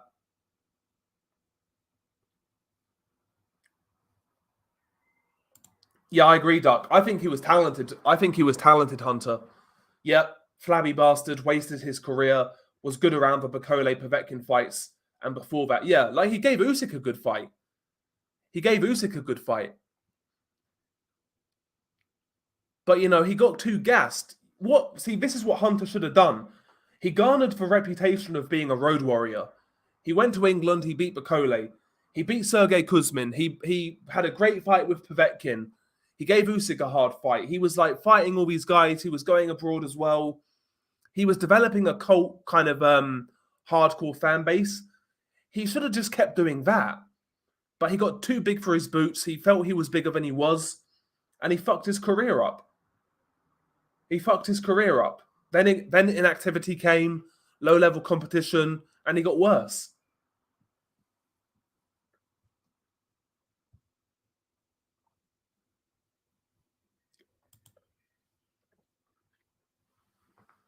Wilder versus Hrgovic. That's an interesting fight. I'll take Hrgovic, but because I think Wilder is so far gone, but it'll be interesting. I have more heart than Eric Molina. I think we all have more heart than Eric Molina.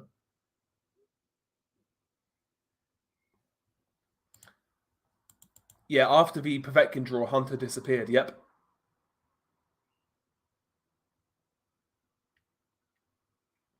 Yeah, exactly. Like Hunter, I think Hunter in terms of like talent is a good fighter. But I think he's left it too late now. What is Hunter now? 35? Hunter must be in his mid 30s by now. How old is this guy? 35 years old. 36 in July. Yeah, he's done. He's done. He's ruined his he wasted his career. He's done. He's done. He's done. It's a shame because he could have been like a fan favorite.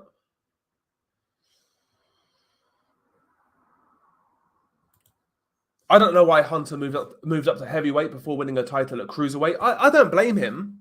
Like I think the opportunities were there at heavyweight if he stayed active and did what he was supposed to do. Yeah, he just seems very lazy to me. Low level competition and not showing up in shape. Got a gift versus Jerry Forrest. Yeah, 100%. Yeah, he tried to sell himself to Triller on a promise of 3 million a fight to fight a bum. Then they said, "Nah, it's okay, mate." Yeah, basically, yeah. He chased the bag, and I know that's like the big thing in this culture, but sometimes that can lead you down a path that not the grass isn't always greener. Like he would like Hunter prior to like ducking Hrgovic in that IBF eliminator. He was building up like a really good reputation among us, like hardcore boxing fans, like people like us. Yeah, I thought it was close, Nordic, to be honest. I thought it was a close fight. I'd have to go back and watch it, but I thought it was a close fight.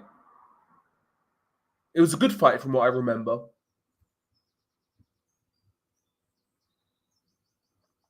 Yeah, Ove Hernandez, yeah. He must be like, I mean, he's got like 10, 12 kids, right? He's got like 10, 12 kids to different mothers. So child support's going to be wrecking that guy right now. Absolutely wrecking him. I'd say he needs to fight. I'd say he needs to fight Broner. Whether he gets that check from Don King or not is another matter, but he needs to fight, I'd say.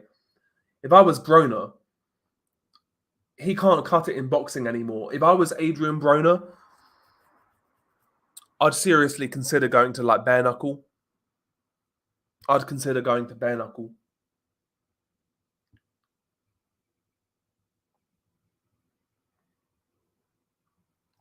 Yeah, I agree. Hunter is a fine example of having pretty much everything only to waste it all. Yeah, shame. I just think he got too big for his boots. Yeah, Hrgovic's 1-2s. I think he's made for the knockout. Yeah, possibly, possibly.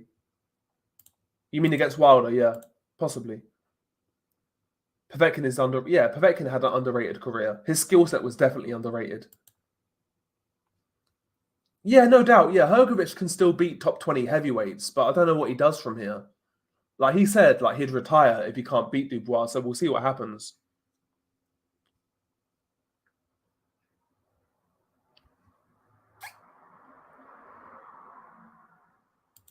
I'm not sure. So, like, I'm not sure what the situation was, but I know he was upset by because he wasn't signed by Matchroom, Michael Hunter.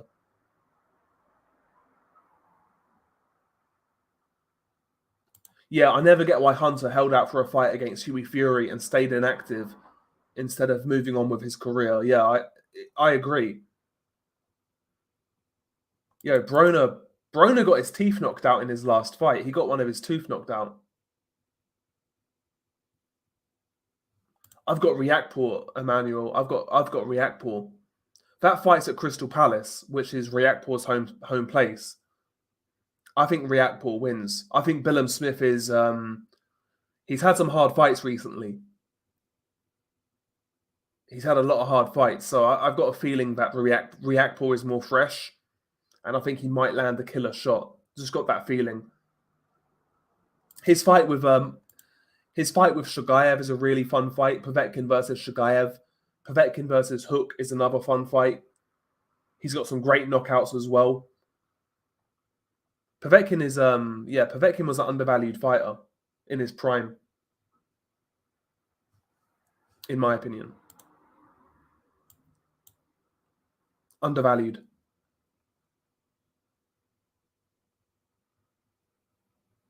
Yeah, he was dominating that fight until that stoppage, which was weird, strange. Randomly pulled out due to a rib injury. Yeah, he was winning that fight, Masternak. Yeah, I think Riakporhe beats him.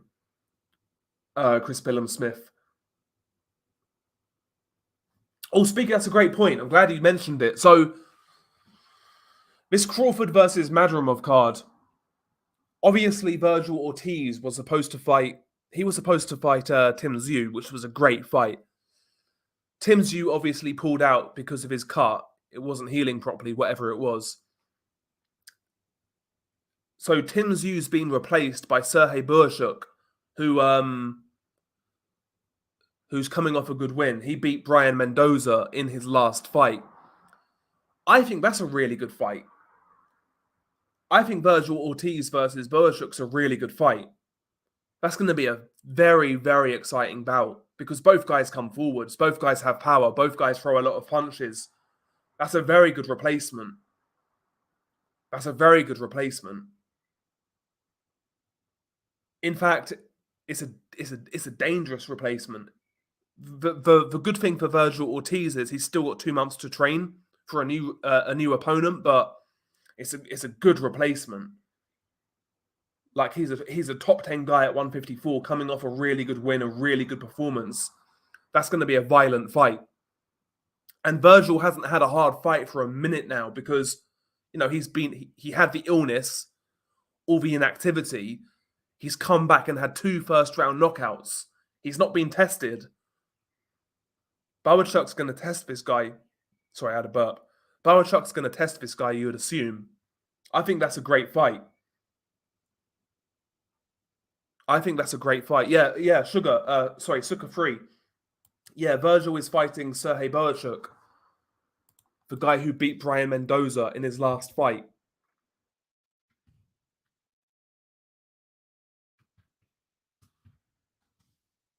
I think that's a very good fight.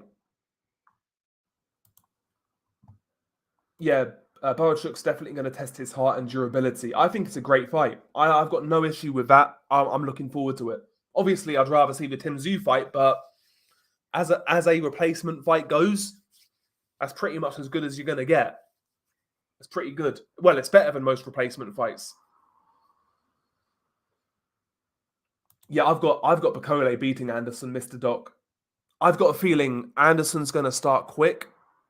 When he's nimble, when he's on his toes, he'll win the early rounds. But I've got a feeling Bacole is going to drag him into a fight. Bacole's that sort of big, nasty, horrible heavyweight that I think is going to expose a young prospect like Anderson, personally. It's a great fight. I think that's a very interesting fight as well.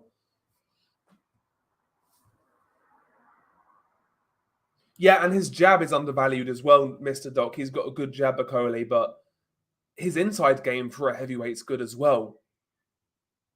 Like, he can get on top of you and really, really fire in those short arm punches to body and head. I was making this comparison earlier. I'm not saying he's as good, but stylistically, Bacole reminds me a little of Riddick Bowe. Like, for such a big man who can fight on the inside, he's a big, horrible heavyweight. I'm not saying he's as good. I'm just saying stylistically, they are a little similar. It's a good fight. Okay, yeah, so this, the whole child abuse accusations about Bacole. So basically what it was, if memory serves, Bacole found a video on Twitter about like some parent abusing a child or something like that. and he retweeted it saying, "This is disgusting, bloody, bloody, blah," and people flamed him up for sharing it. Basically, that's what happened. That's what happened.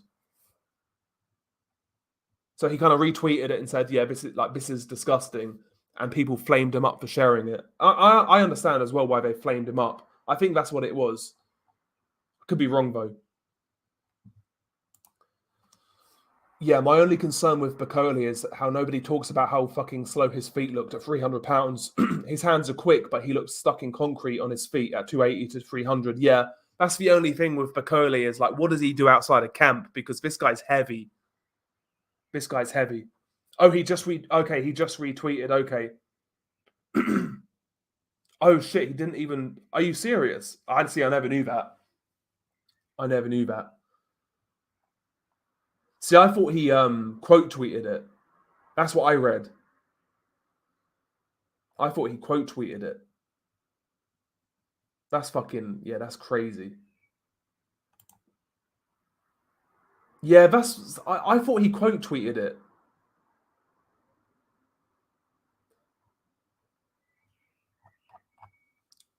But yeah, I'm not going to look into that fucking shit. You know what I mean? I'm not going to look into that crap.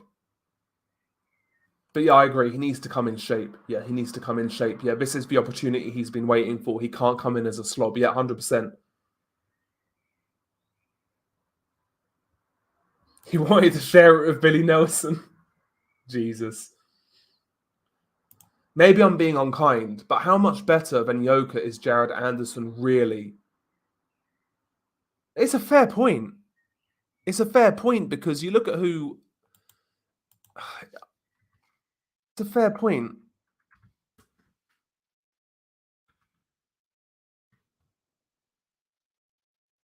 Because, like, having said that, Riyad Mary beat fucking Tony Yoka, right? So, yeah, it's one of those, man. But, yeah, how much better is he, though? You're right.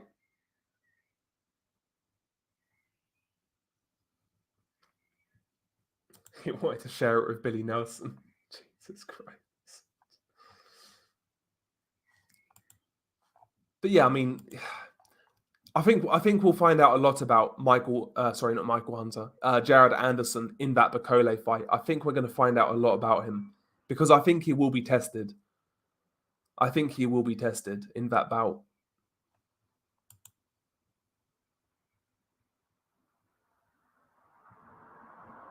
I don't think it'll be easy, chat. I don't think it'll be easy. I think Gvozdyk is going to be very dangerous in the first sort of 5 rounds or so. Very dangerous with his power.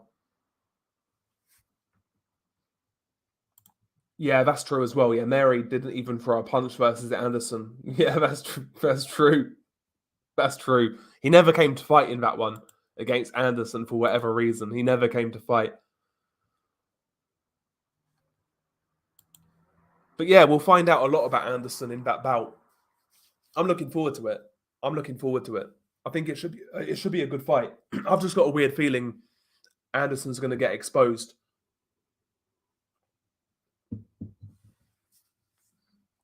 That's how I'm seeing it, Mr. Duck. Sorry, Mr. Duck? Mr. Doc. Yeah, unless Anderson has a gear we haven't seen yet, Bacole's going to break him down and take him out late. I agree. I think Anderson starts quickly, but I think he'll start to... I don't think he'll move Bacole. I don't think he'll move him. And while he can outbox him for a couple of rounds or so, I'm not convinced he can do that for 10 or 12. Yeah, it's because Duck's here. Yeah, I called Mr. Duck Mr. Duck. That's Canelo. That's a few guys in boxing right now, unfortunately. Mr. Duck.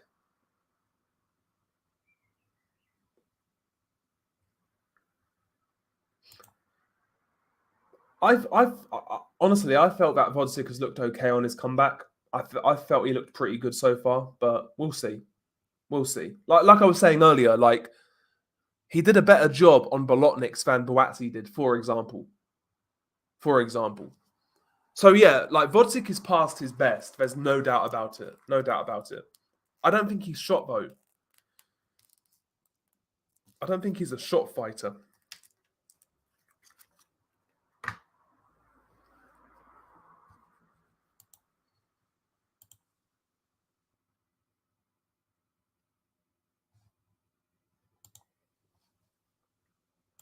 That's Canelo, yeah.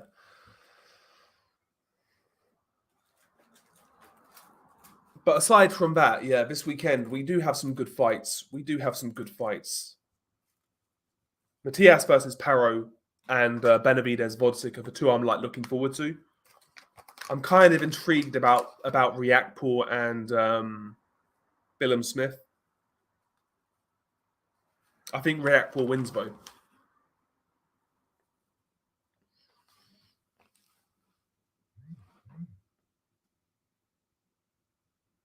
Is Benavidez going to be another victim of a Saudi bag? It's whether the PBC let him go there, man. Is he going to get that bag? I don't know. It'd be hilarious to see Bacole getting whooped just to see Billy Nelson's face. Bro, that would be funny. Yeah, Billy Nelson is he's a great hype man. If you had like a Billy Nelson should just be a manager instead of a trainer. He's a great hype man. Like if I had a manager, I'd want a guy like Billy Nelson who hyped the fuck out of me, even if I was no good. Yeah, I don't think Gvozdyk is shot. His style is age friendly too, in my opinion. I agree. I think it's a solid weekend, Colin. I think it's a solid weekend.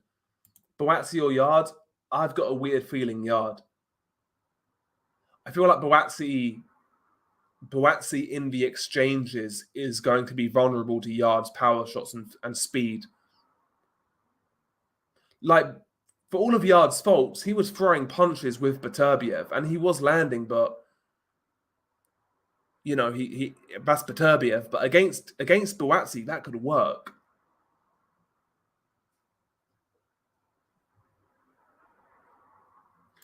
Yeah, bro, I think it's a risky fight, Doc. I think it's a risky fight for Benavidez, especially early on. Very dangerous. Like we've seen Benavidez get lit up by everybody, more or less. Like he gets hit by everybody. Like Plant, Andrade, these guys were able to light him up, but they had no power.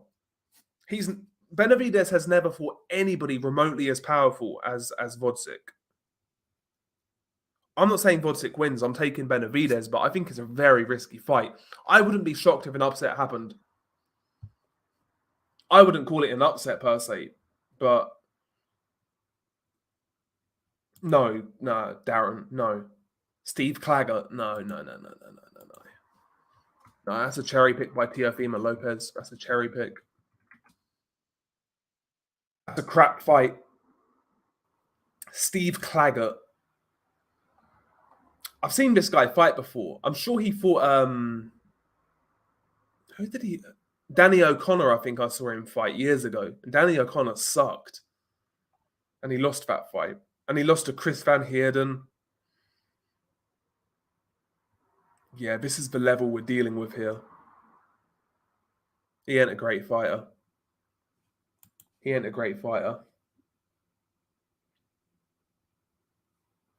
Yeah, Gvozdyk seems like a fighter that might give it up a little too easy. He was shilling for Canelo as well, playing patty cake with him in sparring and saying he'll beat Beterbiev. Yeah, maybe there's that as well, Duck.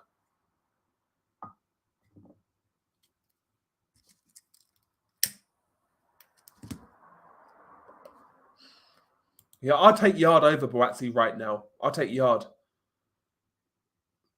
Yeah, look, bro, the less I see of Tommy Fury, the better. I never want to see that guy again in any context.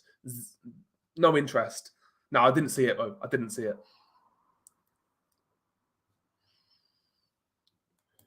If he knocks out Benavidez, where does he go from there? That's interesting. What's up, JD? How you doing? Hopefully you had a good driving lesson, man. Claggett sounds like a player from Pro Evo Soccer circa 2004. Bro, that was such a good game, though. Pro Evolution back then was better than FIFA. And then it died a death, man. It died a death. How does Wilder do against Zhang prior to the Fury beatdowns? He loses, he gets knocked out.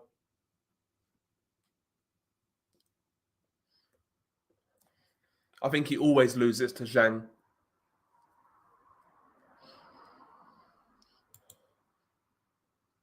How about Willie Hutchinson versus Yard? and Buatsi. I think he loses to both. I know I favoured Richards over Hutchinson, but I'm favouring Yard and Buatsi over Hutchinson as well. I still think that guy's got a glass chin. After seeing him get starched by Lennox Clark, I'm still not fully sold on Hutchinson. He put up a good display against Richards, but I'll take Yard and Buatsi over him. And he gasses as well as fights go on.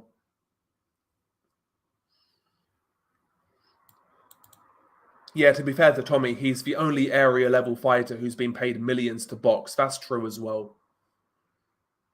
He's done well. He's done well. I think he'll be tough early on, Doc, but I just think Yard gets to him. I think Willie Hutchinson, if he stayed in the amateurs, would have a good run in the amateurs, would like qualify for tournaments and things like that. But I think once he gets to a certain level in the pros, I think he'll come unstuck in longer fights. He gassed against Richards when he was like dictating the pace. So I don't know about him. Oh yeah, Tio's definitely inconsistent. Chet, definitely inconsistent. Rate Wilder's chin about 5 out of 10.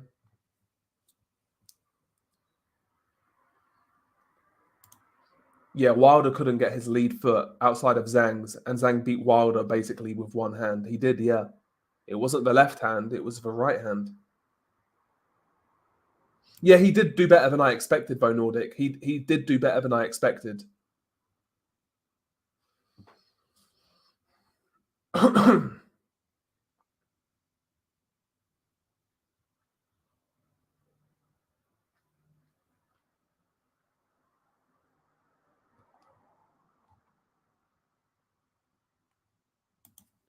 Yeah, Yard's more athletic. Buatsi's a stiff, but I think Buatsi does have better fundamentals. But I just think Yard stylistically matches up quite well with Buatsi. I think he may knock him out. I think that would be a great fight, though. Stylistically, Buatsi and Yard would be a great fight.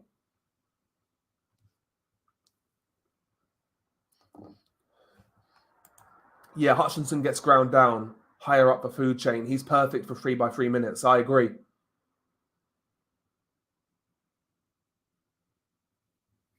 I agree. So was I, Doc. So was I, actually. It's funny you say that. I never mentioned it in my post-fight review, but when Wilder got up, I was kind of surprised because it looked like he was starched when he went down. Like his back of his head hit the canvas. It was one of those knockdowns where he had no control.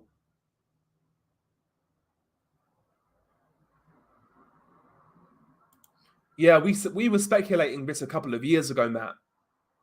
But yeah, this Team GB squad for 2024 is diabolical. After Fury and AJ move on, we're in the mud. Yeah, I bet my bollocks bet Hearn packs it in around then too. The UK is headed for another dark age for a bit. Wouldn't be surprised. Wouldn't be surprised. Basically, how I see it, Duck, yeah. Buatsi's very easy to hit, doesn't move his head much, solid power and fundamentals, but straight up and down, no special effects. Couldn't have said it better.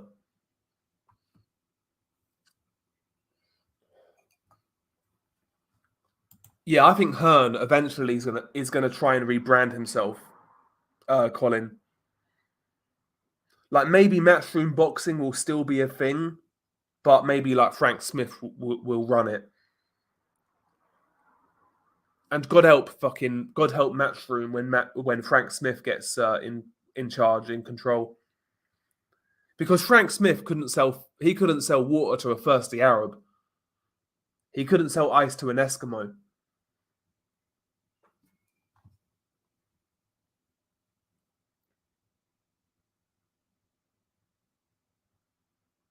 Oh, thank you, Chet, by the way. Thank you for the contribution. How do I think Loma gets on against Tank or Shakur? Because I had him beating Haney. Loma's 36 now. He's definitely slowed down. I think Tank is a more risky fight, to be honest. because of power. I'll be honest, I'm still not convinced by Shakur. I think I'd favour Loma over Shakur.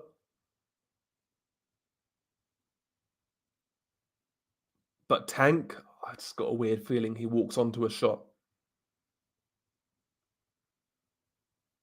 I've got a weird feeling he'd walk onto a shot after like winning the early rounds, like being up on the scorecards. I think he'll walk into a shot. Like he's not like slowed down dramatically, but enough to where like he could be on the end of one brutal punch, and maybe that's all it's going to take, kind of thing. So I'd favour him over Shakur. I'd favour Tank over Loma.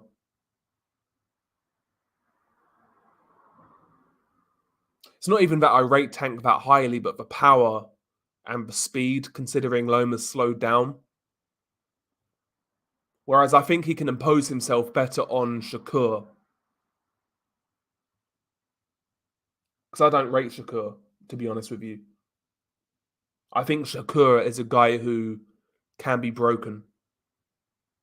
You know, I've seen him scared to engage. Like more so than Devin Haney prior to Haney fighting like Loma or Ryan Garcia. Like Haney wasn't like that gun shy against absolute bums like Shakur is. But I'd still like to see those fights. What's the future for Olympic boxing if the last program for the 20 if the last program is 2024? I mean, maybe boxing deserves it, Ove Hernandez. You know, boxing's had years and years and years, all these Olympic cycles to sort itself out, and it hasn't. Maybe it's good for boxing to get kicked out of the Olympics for a few cycles until they sort out the corruption that goes on in the amateur game.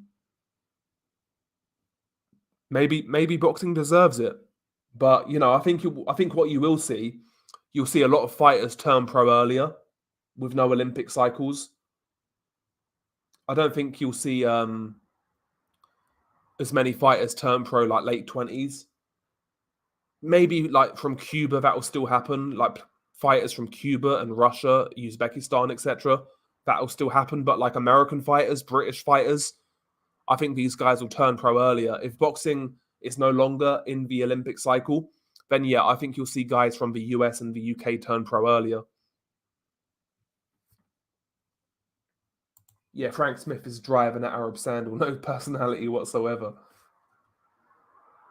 Yeah, Hearn was game changing 10 years ago, but spaffed a lot of capital outside the UK trying to crack the US market. And any real hopes went with AJ getting starched. Yeah, he's got a little revival right now with the Saudi money. But listen, as much as I like the Saudi boxing, how long term is it? Like, how long term is it? I'm not sure it's long term. Tevin Farmer, laugh out loud. Yeah, bro. People used to rate that guy.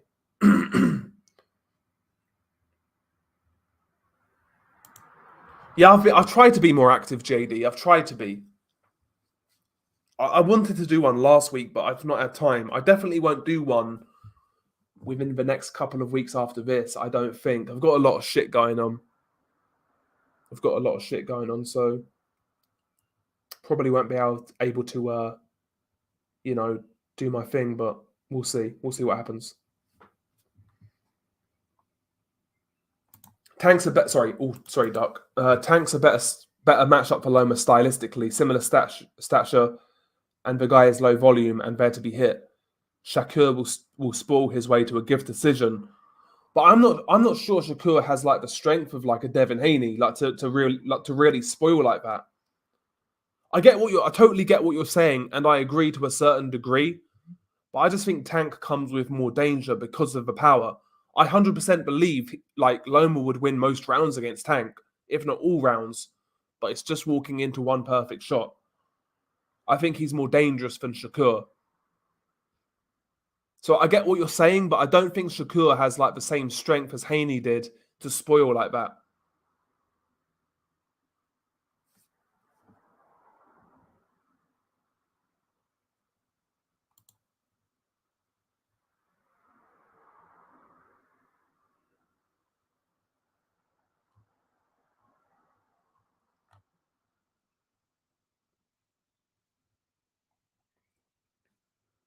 Yeah, Loma's got decent power. Loma's got decent power. Yeah, after seeing Shakur cry like a baby in the Olympics, I can't trust his psyche. He's also a massive diva and threatens to retire every 5 minutes. In a high pressure situation, I think he goes to pieces. Yeah, I agree. Like his reactions after the fight with De Los Santos, trying to paint trying to paint himself out to be a victim and shit. It's just cringe as hell. It was a terrible fight, and that's it.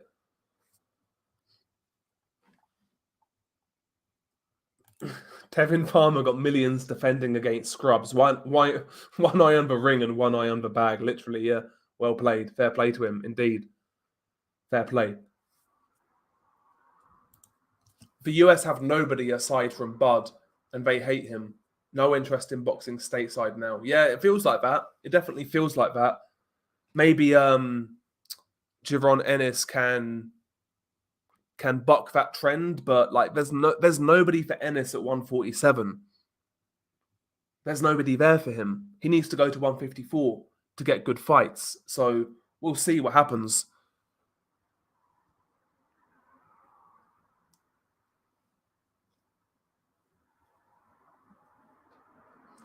Yeah, I'd like to see it again, Josh. Tank versus Ryan with no rehydration clause or no catch weight. It'll be interesting.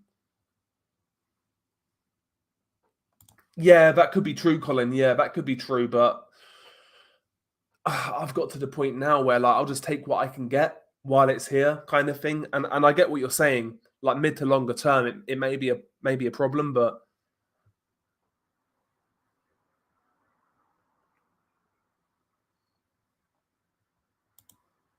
yeah, it's going to be similar to when like the PBC first came around because they was throwing silly money around for crap fights. Like they were paying guys silly money to defend against bums, and then these guys never took certain fights because they were so coddled. So there's that risk. There's definitely that risk, but we'll see what happens, man.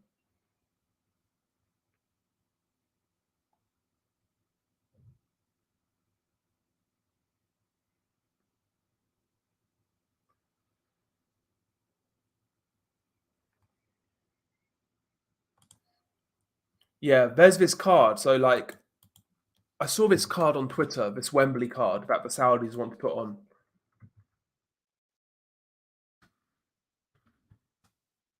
Hang on. Okay, so I'm not sure where this is coming from. This is like a quote unquote rumored Saudi card for the 21st of September at Wembley. Main event Joshua versus Dubois, Inoue versus Akhmadaliev, Fabio Wardley versus Fraser Clark 2, Hamza Shiraz versus Chris Eubank Jr., Joshua Buatsi versus Willie Hutchinson, and Jai Opataya versus the winner of Chris Billum Smith and Richard Riakporhe. That's a rumored card going around. I'm not sure how true it is, but if this card gets pulled off, this might be the best all-round card so far with the Saudis. If all of these fights happen, so Joshua Dubois, Inoue Akhmadaliev, Fabio Wardley, Fraser Clark 2, Hamza Shiraz, Chris Eubank Jr., Buatsi Hutchinson, and Opataya versus Chris Billum Smith or Riakporhe.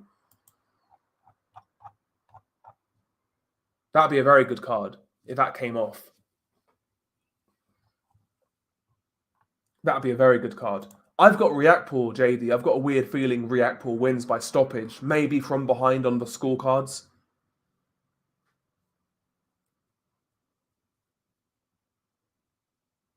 Yeah, I think Loma's definitely slowed down. Like, I'm picking Zepeda to beat Loma, certainly. Like, Ryan, I don't really class because he's at 140 now. I don't really think about that fight.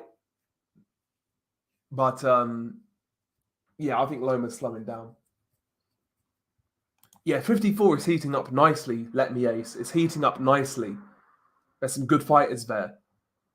Virgil's now there, Tim Zhu, Sebastian Fandora. There's some good fighters there, man.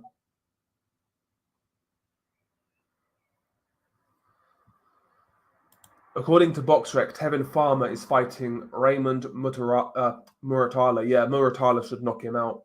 Muratala's decent. He's not. He's a pretty big puncher anyway. He's decent.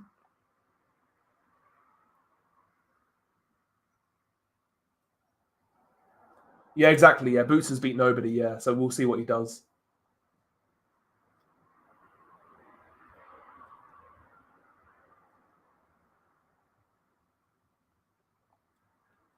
Yeah, I think that'll be the best Saudi card if it happens.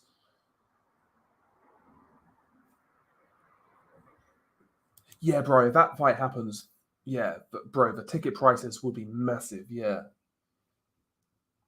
that'd be an amazing card. I agree, Nordic. I think his time's up. It's set up for Reactpour to win. I think it's for right place, right time. Not only is he the A side Reactpour, it's at his home. It's at his home football club stadium. But I think CBS has been in some hard fights recently as well. Some hard fights. Whereas Reactpour's been really well preserved in the last few years, not really had any tests. So I think he's going to be fresher.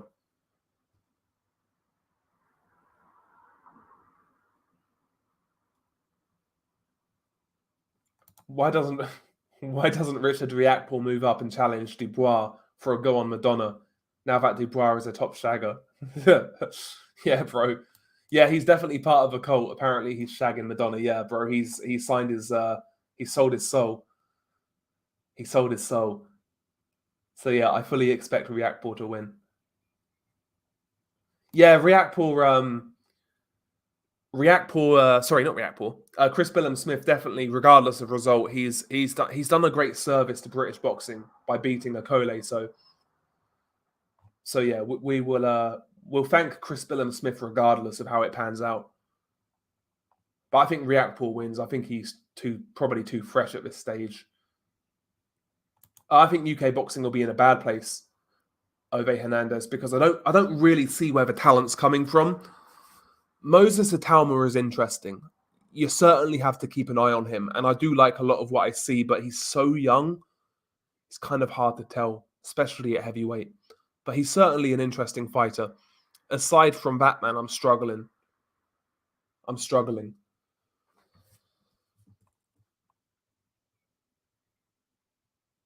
Yeah, I mean, Fundora is definitely a weight bully. Definitely a weight bully. Shiraz is to a certain degree, but he's so thin. I know Fundora's thin, but he's even fucking taller. But like Shiraz is like proper thin, man.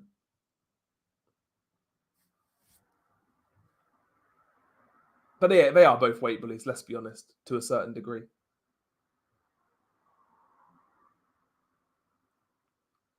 I still think a bank transfer was offered to Masternak, yeah, in between rounds. Yeah, like even at domestic level, Colin, like the first Tommy McCarthy fight, the first Richard Riakporhe fight, the Akole fight, the fight with that random Albanian guy. There was another one as well, I'm sure. I forget what it was. But yeah, he's had hard fights. He's had some hard fights. Craig Glover. But yeah, CBS has definitely been an overachiever in boxing. 100%. 100%. Yeah, Ben Whittaker has ability to cross over and become a star, but is he good enough is the question to get to that point. Is he good enough? I'm not convinced. I see a lot of flashy shit, a lot of movement, a lot of speed, and this, that, and the third. But fundamentals, I'm not sure. I'm not sure. In his last fight, I don't think he looked too hot. He won the fight clearly, don't get me wrong, but I don't think he's all that special, to be honest. I think what he does kind of, I think his kind of flashy style blinds a lot of people to his technical flaws. And I think that happens a lot with those sort of fighters.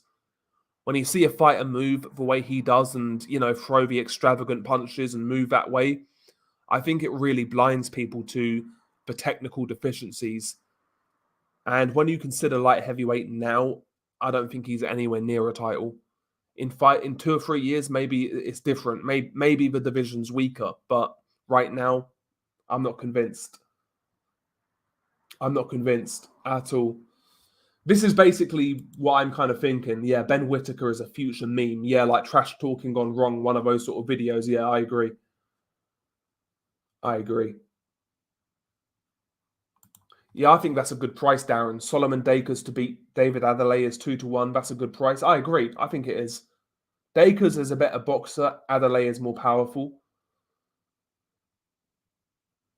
That could go either way, but I take that. I'll take 2-1.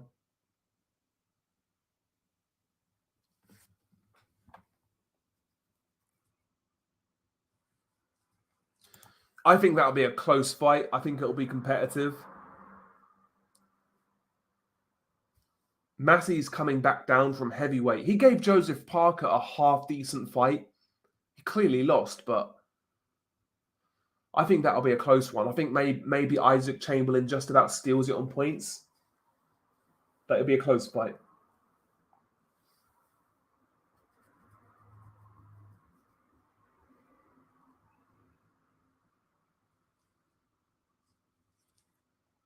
Yeah, so me too, Mo. Me too. I'm not convinced with Ben just yet. There's a lot of, like I said, there's a lot of hype, but I'm not convinced. I'm much more. It's not that I'm convinced with Moses Atalma, but what I am more convinced with is his mindset. He's 19 and like Ben Whittaker's 27, but Atalma is much more mature. You know.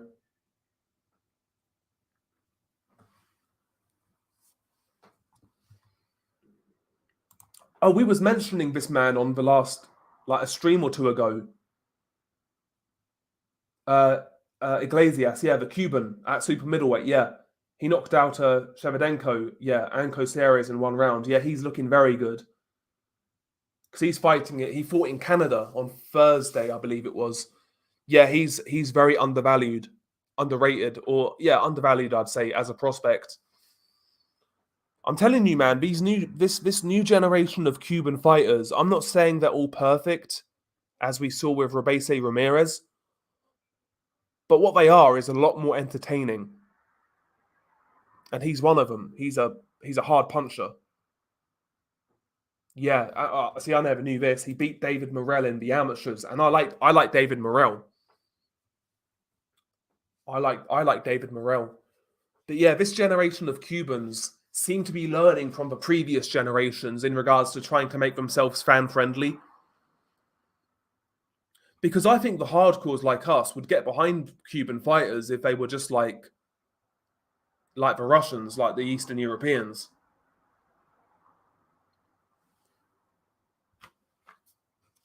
But you know, the Eastern Europeans, when they first turned over, they had that kind of stereotypical style, the amateur style, that never really translated. And I think maybe the Cubans went through the same thing with the initial Cuban wave. And I think now maybe they're learning from their mistakes.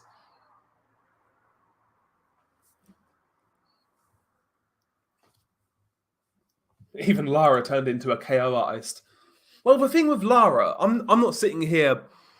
I'm not going to sit here and profess that he was the most entertaining fighter, but I'd never put him on the level of like a Rigondeaux, because he had some good fights, like Jarrett Hurd, for example, and Gulo. Even the Canelo fight wasn't bad. But yeah, man, this new generation are a lot more exciting. Yeah, Dorticos was fun to watch. Dorticos actually fought, I think, on the Brona undercard. I could be wrong. Yeah, he did. He knocked out a guy in one round in on the Brona undercard. There you go. I like Dorticos though as well. He's a good fighter. Him and Gassiev was a great fight. Him versus Gassiev was a really fun fight. Really good fight, man. Yeah, I mean, you look at cruiserweight right now. Dorticos, if he has anything left, like imagine Dorticos versus Chris Billum-Smith right now. Like, there's no way Chris Billum-Smith beats anything close to a prime Dorticos. Nowhere near.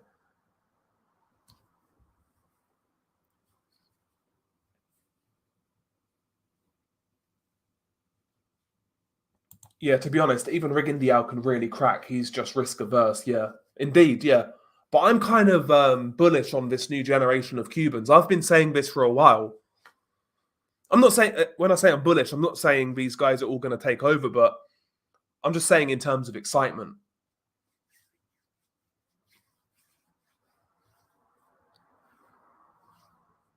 But Iglesias looks good. He does look very good. I might make a video on him, try and be like a hardcore hipster. And if this guy becomes a world champion, I can say, "Oh, I told you, I told you." I'm joking, but I may make a video on him soon.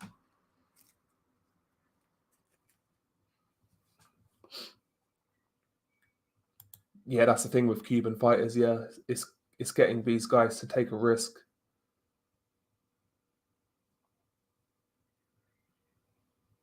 I think he gets stopped as well, Duck. Yeah, William Skull sucks. Yeah, I've seen William Skull. He's not good. He's one of the old gen, like boring as fuck. That guy, not interested. Yeah, I don't think Andy Cruz will be a big name, but he's a decent fighter. I'm not as sold as I'm not as sold as I'm not as sold on him as I was when he turned pro. Because in the amateurs, I was always super impressed with that guy.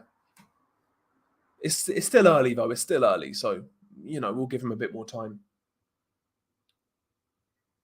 We'll give him a bit more time. But yeah, Iglesias, if you haven't seen him, definitely worth watching. He's definitely worth watching, and I don't think he's that old either.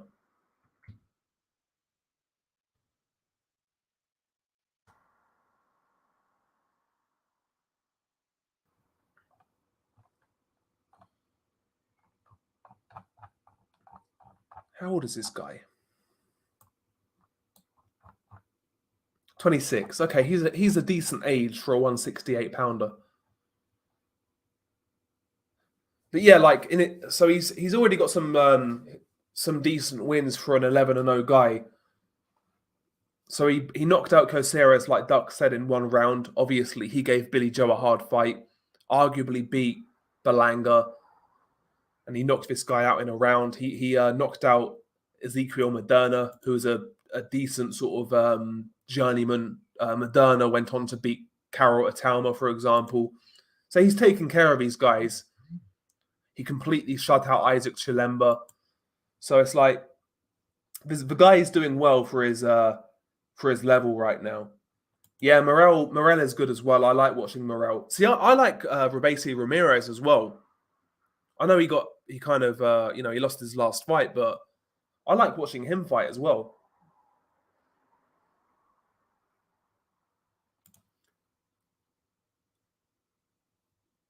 Yeah, Muslim Ghazi Magomedov. Yeah, he's definitely a very talented fighter. And yeah, because he's still quite young as well. I think he's 26. I want to say he's not that old. 27. He's 27. So yeah, he can definitely make an impact at cruiserweight, 100%. Especially once Briedis retires. Yeah, 100%. He's Frank Sanchez, Luis Ortiz's granddad. He may be. Yeah. Coceres was giving every prospect the hard fight, laugh out loud. Nursultanov and Bazinian as well, yeah. That Bazinian guy fucking sucks, though. He drew his last fight. He's crap. But yeah, I get your point, yeah. What's up, Max? How you doing? But yeah, this guy's not going to get fights, though. This Iglesias guy, he's not going to get fights because he isn't signed to a major promoter. I don't even know who he signed with. He signed with Yvonne Michelle. Who's Iglesias signed with?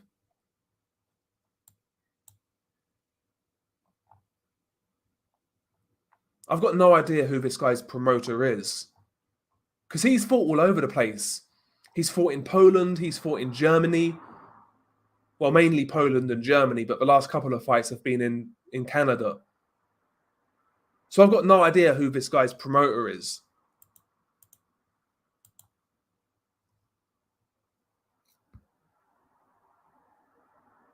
Yeah, so Iglesias represents Germany, yeah. Well, Gamboa, people don't know though. Like Gamboa he first turned pro in Germany. I'm pretty certain.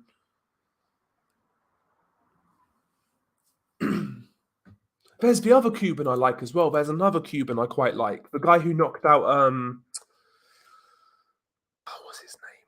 Sergio Garcia, Yolvis Gomez, I think his name was. Is it Gomez? I haven't seen his last fight, I have to say, but yeah, Yolvis Gomez, yeah.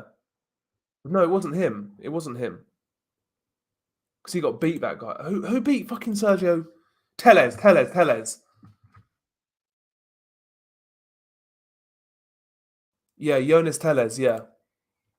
I quite like the look of him as well. What's up, Max? Thank you, man. Big up to yourself.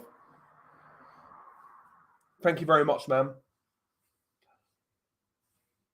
Thank you for the support.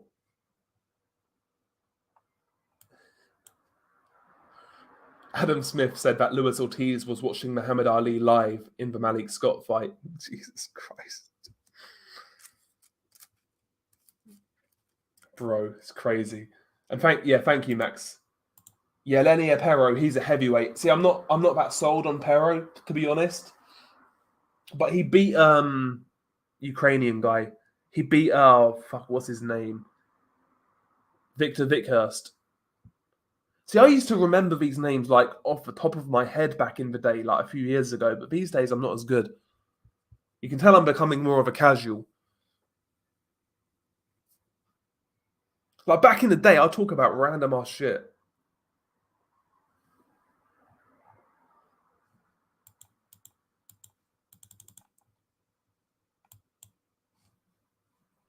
But yeah, Pero beat Victor Vickhurst in his last fight.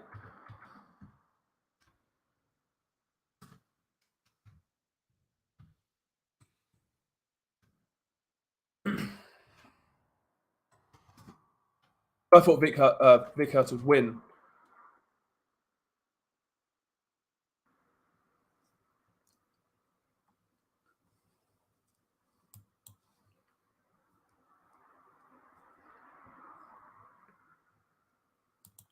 Yeah, I wouldn't call myself a casual yet, but like I'm a lot more casual than I was. Like I still know like we was talking about earlier, like Iglesias, who fought Shevdenko in his last fight. I still know these like certain prospects and shit that a lot of people don't talk about.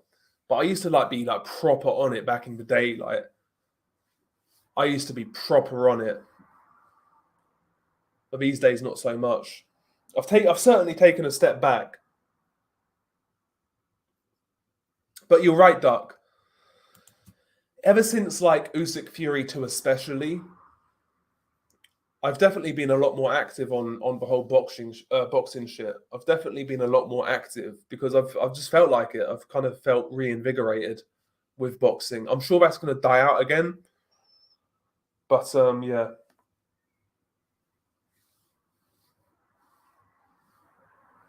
No, I vaguely remember him saying it, Mo, when Adam Smith said that Luis Ortiz watched Muhammad Ali live. Maybe he was trolling, but it doesn't seem like Adam Smith to troll like that.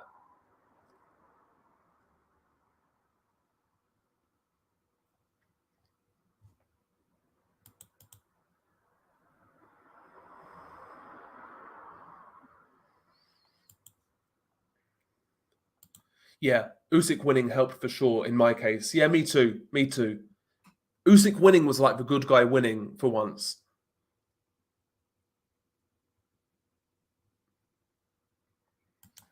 Yeah, like I used to get a lot of enjoyment out of like watching just random ass prospects coming up and shit like that. But these days, not so much.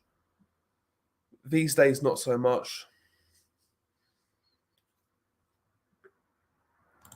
Yeah, I was the same back in 2017. I'd be finding Bulgarian cards to watch on a Wednesday. Yeah, me too, bro. I was a fucking degenerate. I was an absolute fucking degenerate.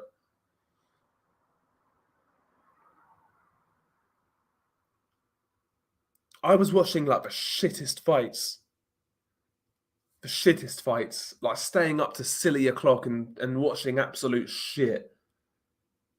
Even though I knew it was going to be a shit fight prior. Yo, what's up, Achilles, aka L Dog? How you doing, bro? Yeah, it is, man. It is. I think as well with when you're like, I don't class myself as like a hardcore anymore. I'm not as hardcore as I used to be. And I think when you're like in that super hardcore mindset, you kind of overthink fights as well. You kind of overthink fights. Xander Zayas, listen, we was talking about him earlier. He looks smooth. He looks technical. He looks fluid. I just think the guy's too soft. I feel this guy is going to fall apart when he gets the test. No particular reason. I just get that impression. I get that impression. Just my gut instinct.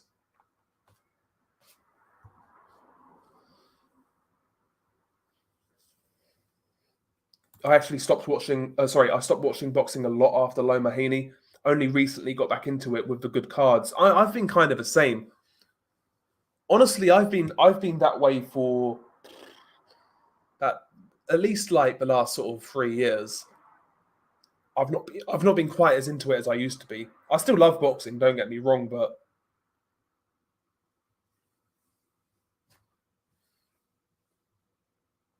yeah, me too. I've missed a lot of these stay busy fights or like prospect fights kind of thing. Yeah, me too.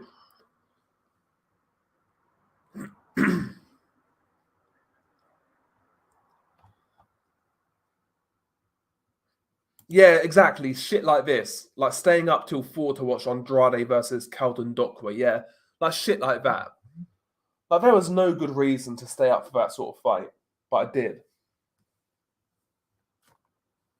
Like every weekend, I'd be having like an all nighter watching absolute shitbag fights, and that isn't good for you, is it? Let's be honest. Like doing that all the time, that isn't good for you. Okay, yeah. So David Avanesian, is replacing Cody Crowley for Jaron Ennis. I'm not really all that interested. Oh, you stayed up for Xander Zayas. Jesus Christ. Jesus Christ. Yeah, that's a bad one, man. I watched the highlights for it. That's about it. I don't stay up anymore. I just catch the highlights. Me too these days. I was talking earlier. I think the last fight I saw that I stayed up for was Plant Benavidez. And I woke up for Loma Haney. I remember getting hyped up about Marius Vac versus Kevin Johnson. I remember that as well, bro, because the reason we got hyped up for it was because there was no boxing. Because it was fucking pandemic, wasn't it? Yeah, he doesn't have any power. I'll just straight up say I don't rate the guy. He's like one of these Puerto Rican guys who looks the part, but he's going to come unstuck like Felix Verdejo. He's going to get fucking broke up. He's going to get smashed up at some point. I don't trust him at all.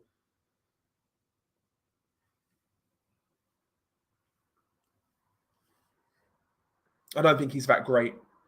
He's okay, don't get me wrong, but I don't think he's got that like a level of strength or power to really push on to the next level. Having said that, he is 21, so he could still grow into that. But from what I see so far, man, I'm not convinced. I was really looking forward to Jamel Charlo versus Lubin. Expected a war. Stayed up till 4 a.m. only for it to end in one round. Yep, I remember. Yep, I stayed up for it as well. Oh yeah, bro, he's no fucking Tito. The only fighter Puerto Rico have to offer right now is Subriel Matias. That's the only guy worth watching as far as I'm concerned. Not really hearing it if it's anybody else. Maybe I'm wrong. Maybe there's somebody I'm missing. Don't give a fuck about Balanga. Don't give a fuck about Xander Zayas. Emmanuel Rodriguez is done. Yeah, he's Matias is the only one. No, he's Puerto Rican. He's Puerto Rican. Yeah, it's definitely in a better place than it was a year ago. Yeah, yeah, Colin, I remember. I remember. No, I watched it the next day, Josh. I watched it the next day. I never stayed up for it. But weirdly, I had an all nighter the night before, so I basically watched it on like 2 hours sleep, and I was expecting a shit fight where Ryan Garcia laid down. Oscar Collazo at minimum weight. Jesus Christ. I'll give it a miss, bro.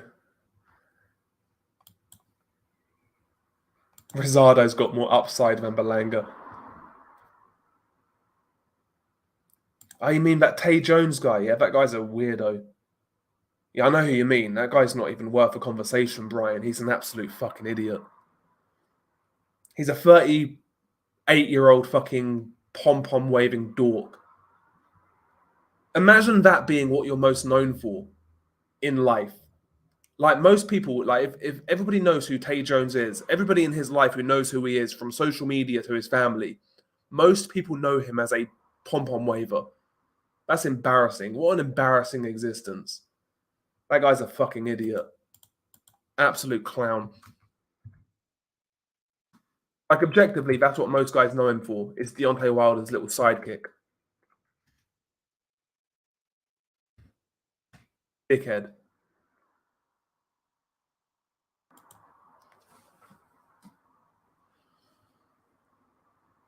Yeah, he's what about listen?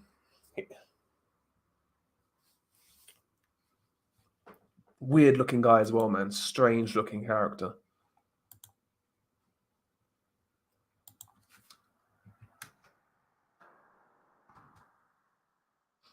Google this guy's name. This is how gay this guy is, by the way. I found his Twitter and he's wearing a mask going into a fight at like a school gymnasium, and he's wearing a mask like Deontay Wilder. His Twitter quote: "Speak it, believe it, receive it. Member of the Bomb Squad and a professional fighter." God help us. Can you imagine?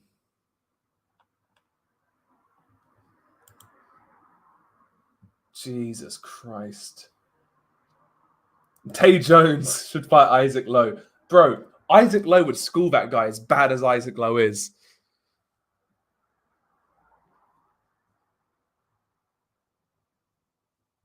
Yeah, so Wilder might have to fight. If he's getting sued by his missus, he may have to continue fighting.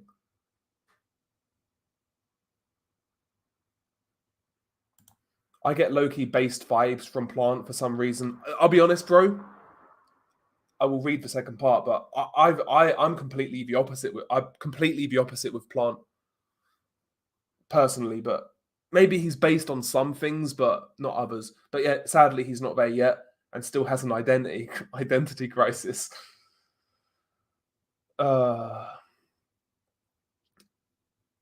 is he fighting again soon, Plant? Because I heard he was talking about fighting Jamal Charlo, but Isaac Lowe's spelling is like it's like reading Egyptian hieroglyphics, man. Caleb Plant's is a country boy from the trailer parks of Tennessee. I'll be that guy, but that guy's trailer trash.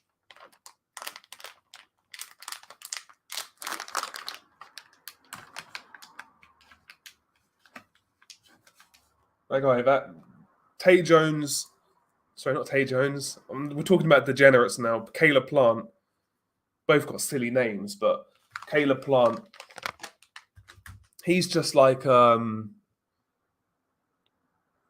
caricature, almost like a parody of a white guy who he's a fucking dork.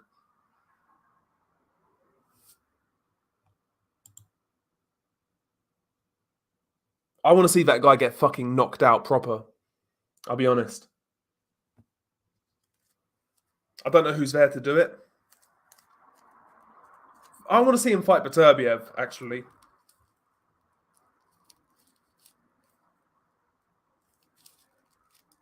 Yeah, he's like the white guy from Adulthood.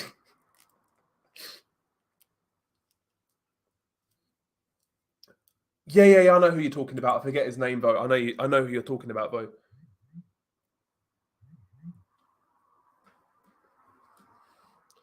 Yeah, I think he'd have success against Mbili though, weirdly enough, but it's whether he can do it for 12 rounds. That's the issue with Caleb Plant. He's not a good 12-round fighter. His gas tank isn't great. Like maybe he needs to move up. I don't know. But having said that, I don't think he competes with like the power and physicality of 175. So yeah, saying it's one thing I've never understood. I've always seen a lot of love for Caleb Plant, weirdly across all demographics, which is strange in boxing. I've never understood it. I'll be completely honest. I've never understood it.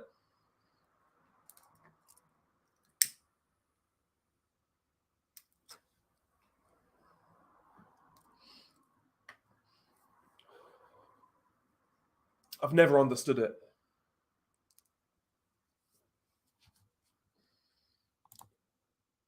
Yeah. Yeah, exactly. Yeah, Plant has success against everyone. He's so awkward, but yeah, he gets ground down. Exactly.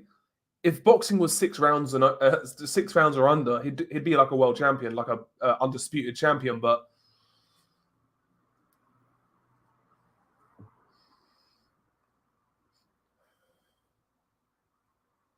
yeah, I think he'd be food at 175 as well. I don't think he's got the power to really compete.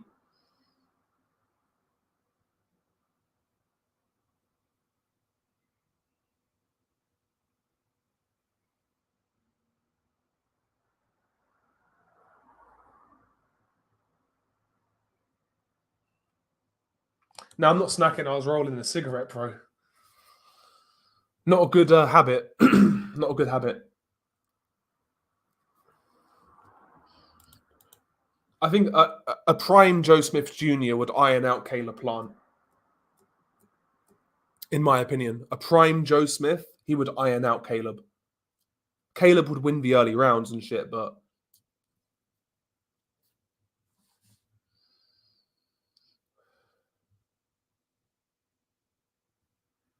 yeah, basically, roll stone spilleth. Yeah, basically.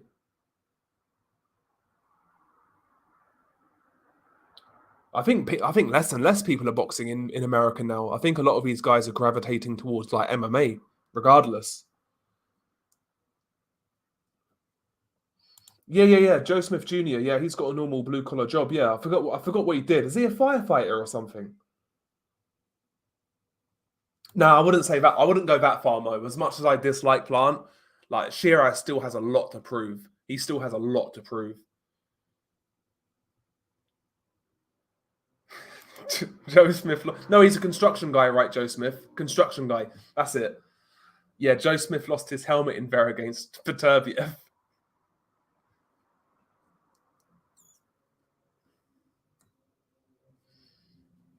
Yes, Stipe's for fireman. And thank you, Brian. Thank you. Yeah, thank you, man. Yeah, exactly, Quags. Yeah, Plant is a much better boxer, but Smith might beat the shit out of him. He hits hard and likes roughhouse tactics. Yeah, and I don't think Plant can get his respect like that.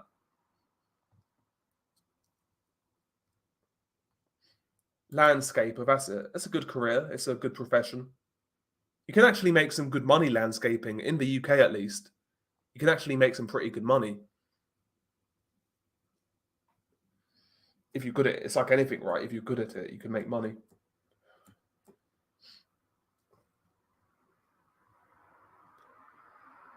Yeah, exactly, Nordic. Yeah, he doesn't have the physical traits.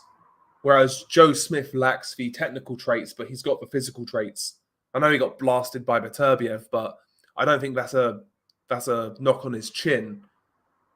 You know, Beterbiev just hits that hard because he's always had a good chin prior to that, and even against Ramirez, he took good shots in that fight. So yeah, Morel would stop Plant in my opinion.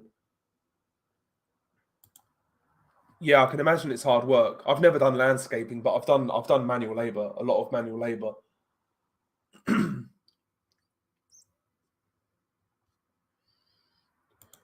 I tried to have Harold Skonies for an interview. Interesting, but he's hard as fuck to get hold of. Yeah, that'll be an interesting interview if you could speak to him about the Wilder fight, like what went down and shit. That'd be interesting, and whether he has like footage. That'll be interesting.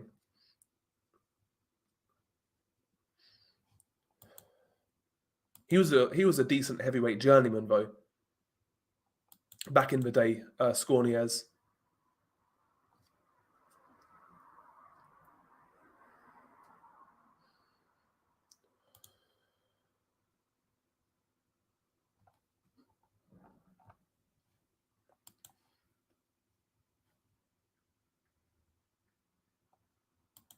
Yeah, it gives you a different type of strength. That sort of work. Like I did plumbing and mainly plumbing and labouring, but labouring is it's hard to explain, but labouring is more physically intensive in terms of like just lifting and carrying. But plumbing is hard in an underrated sense because it's the constant bending and like creeping, like getting into small fucking spaces and shit. Do that for a day and it's actually pretty fucking tough. It's actually pretty tough. So I'm kind of lanky. I'm not like super tall. I'm like 6'1" and a half ish. But it's kind of it's awkward as shit, man. Plumbing.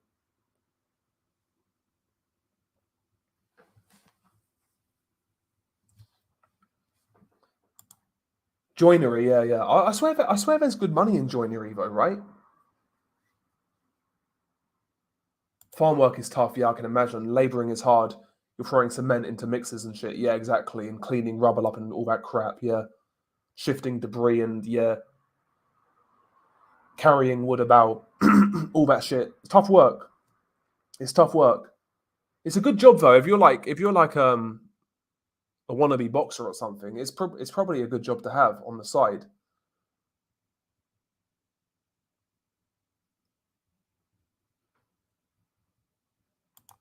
Yeah, lugging a heavy toolbox up sets of stairs. Yeah, all that stuff.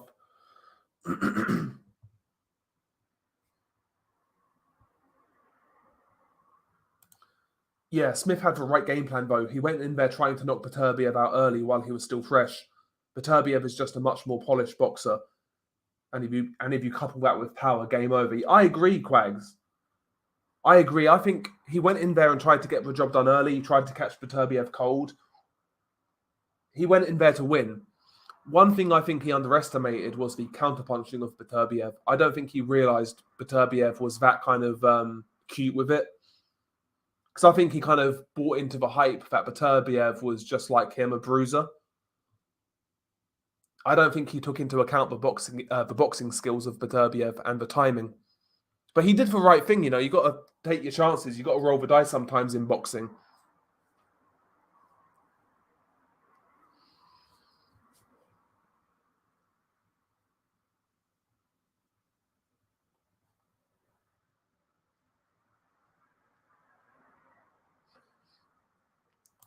Yeah, that strength is different. Somebody who's been doing that sort of work for a long time, that sort of strength is different. Even though like the person may not even look that strong, but they are.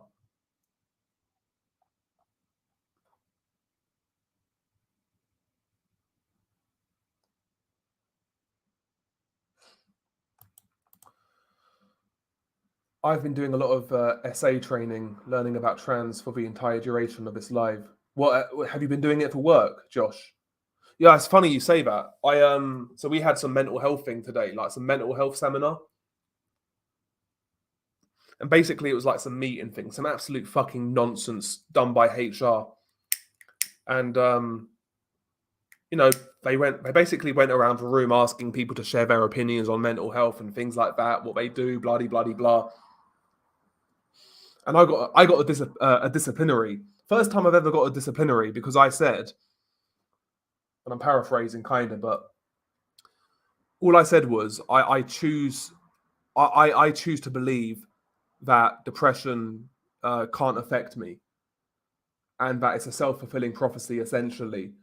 Um, and most of the situations in life where I felt a certain way is situational. It's because something's been up or something's been happening.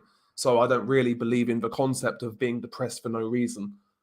So I refuse to give it power. And then I was met with the fucking retort that, oh, you're not taking into account others' struggles with mental health and bloody bloody blah. I get an email saying how insensitive I am and all that crap. You wanted my opinion. I give my opinion, and it's problematic. It's wrong thing. Get the fuck out of here, man. But I also got a bonus today. I got confirmation of a bonus, so swings and roundabouts. Swings and roundabouts.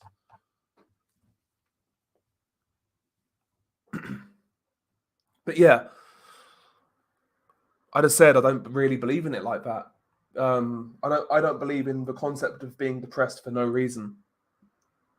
And if you do, like, you're gonna get yourself into a self-fulfilling prophecy to the point to where it does become real. So I choose not to believe in it, regardless if something goes wrong or I've got shit to deal with, and I've got shit to deal with like everybody else does. Family, bad health in family and things like that.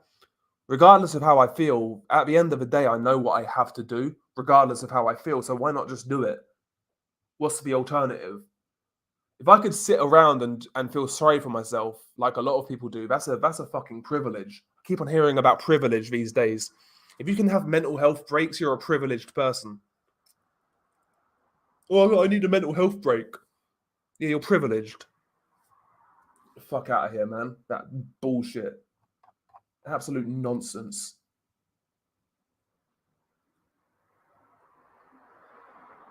Work is crazy, man. Work is crazy. They just force this shit down your throat, man. Basically, yeah, bro. If I'm making money, if I start a business tomorrow, I could give a fuck who works for me. All I want is the best in class. I don't give a fuck. That's all I care about, to make the money. Make the most money possible and be as productive as possible, as efficient as possible. And whoever meets those criterias will get hired. It's that simple. Yeah, very hard to sack perma staff, yeah. Yeah, I'm not gonna lie, I almost fell into that trap, but it's just enabling your own demons. It's best not to give that shit life. Yeah, I agree. 100%. 100%. Yeah, depression for no reason doesn't exist. Yeah. The reason there is a lack of meaning in life, yeah. Exactly. Yeah, Jerry Forrest is delusional, Mo. I've not seen it, but I actually laugh as a massive liberal IRL. It'd be interesting. I'd kind of want to do it to see how far gone people are. I get the benefit of doing it.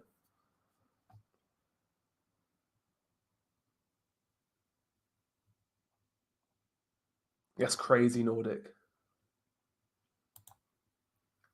Am I voting for Nigel? If I vote, it would be for Nigel, but I don't trust that guy either. I'm not. I'm probably not going to vote to tell you the truth.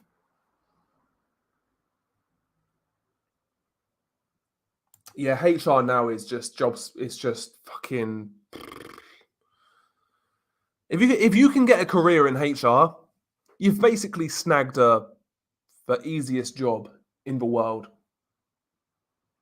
If you can get a job in HR, you're on easy street. Especially if it's like a mid-sized company, not like a massive company.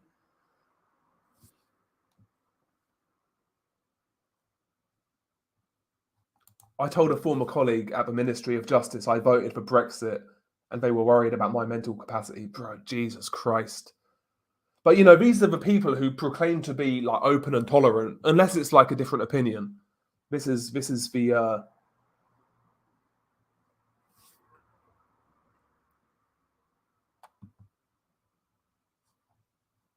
level that we're dealing with. I should have the confirmation of a permanent contract soon.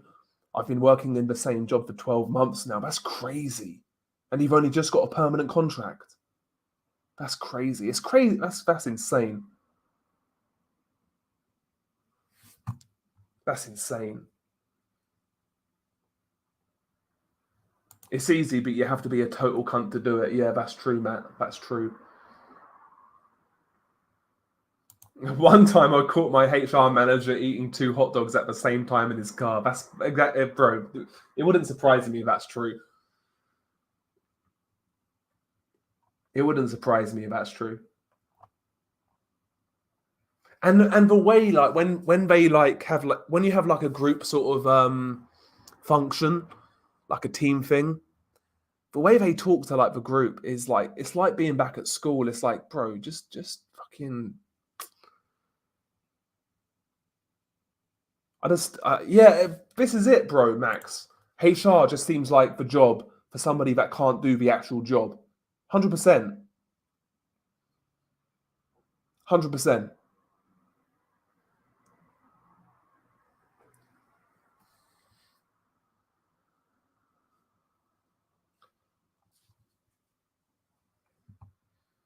Yeah, it is total.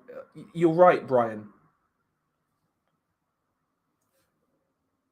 They infantilize you, 100%. It's like you're back at school, like in an assembly kind of thing. So yeah, I just so back in the day, when you first start working, you kind of just don't really say much, and you get on to get on. But these days, man, if anything like that comes up, I'll say my piece, and whatever happens, happens. Like the fact that I may be getting a disciplinary for like sharing how I quote unquote deal with mental health. Well, why ask the question, you fucking cunt? This is power trippy behavior, 100%, 100%.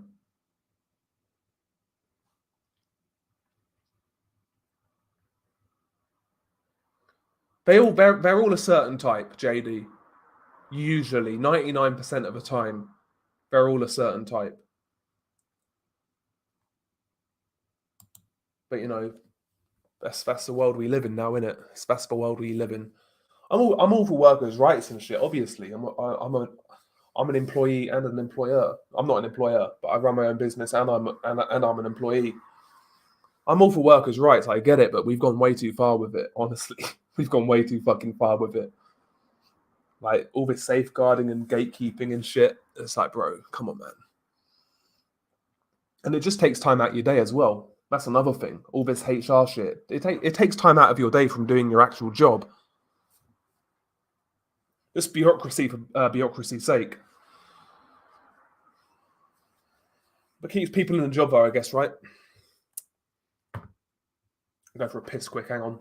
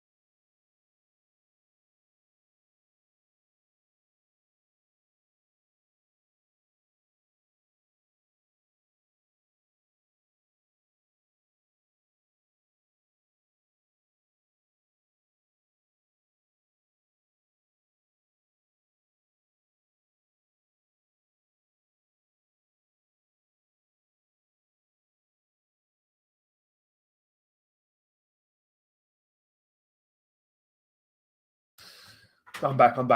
No, I went for a piss. So many managers called Dave, yeah.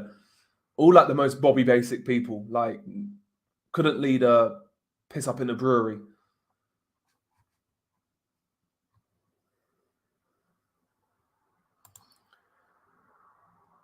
Yeah. That's true, yeah. The ones that last at corporate, at one, sorry.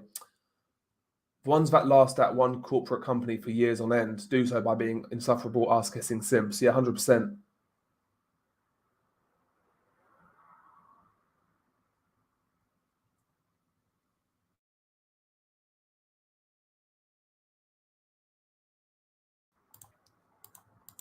Fucking StreamYard's been AIDS tonight. This week is my last week at work because I'll be going on vacation for the next 2 weeks. Moving, preparing for my new one, leaving, then never coming back. I don't blame you, Brian. Don't blame you. I kind of fancy a change right now as well. Once I get some shit sorted, I might look at changing jobs and shit. On a poster at work, it said 30% of workers there have had to take a mental health break. Jesus Christ.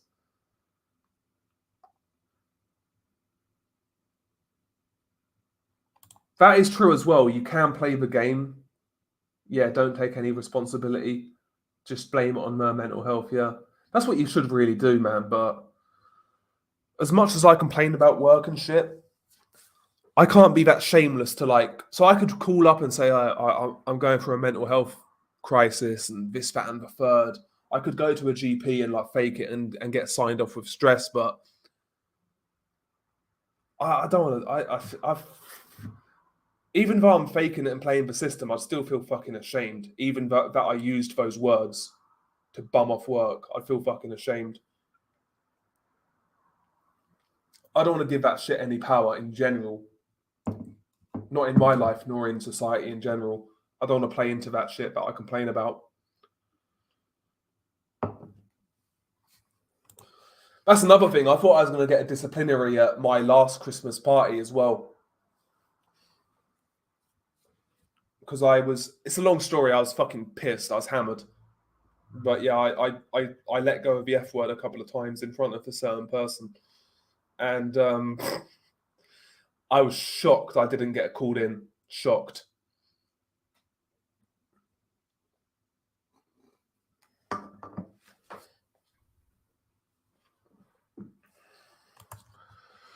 The US labor laws are some of the worst in the first world. Jesus. At-will employment is a tool for crony capitalism. Yeah, 100%. 100%. Yeah, the other one just blew up kind of quick, Mo. But yeah, YouTube have like tried their best to like fucking like age restrict so many videos. It's crazy. It's crazy. I'll be real. I once quit a job randomly and took a career break. I didn't file it under any sort of mental health break, but when I went for interviews, it was mad awkward when they asked me why I'd quit. See, I'd just in those situations you could lie and say you was like trying to start a business or something or doing charity work, and maybe not charity work, but you could say something like you was trying to start a business or whatever. You could make up some lies.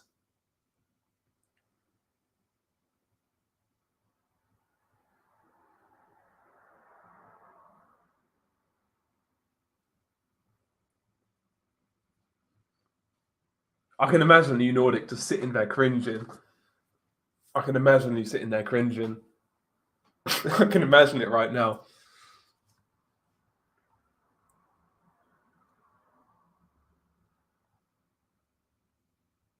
Do you know the weird thing with me is about this sort of whole PC culture?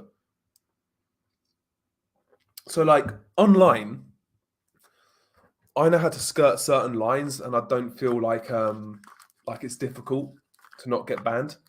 IRL though, I feel like I can't like censor myself at all. Like IRL, it's weird.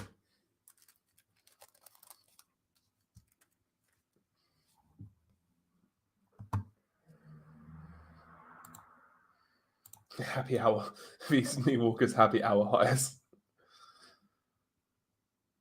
Okay, recruitment agencies. See, I've never gone through an agency before. Never.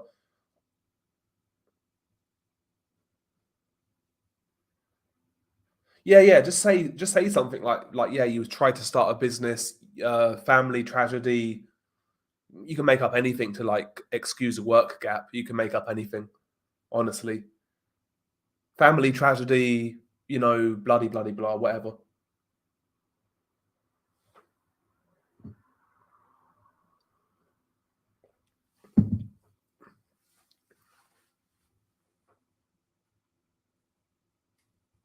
Based Nordic, based.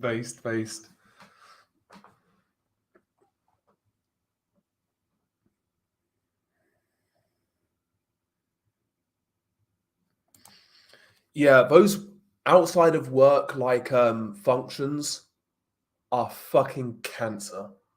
Honestly, absolute cancer.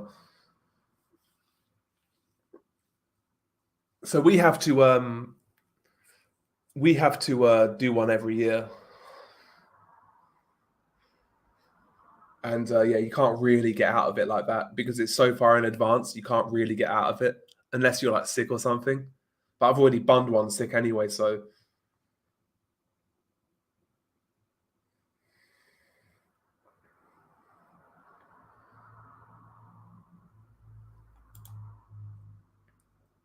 strangest interview question people got asked. I once got asked how many golf balls exist in the world. I was pissed. I don't think I've been asked any like super strange questions. To be honest with you, I can't really think of any. I don't think I've been asked any silly questions.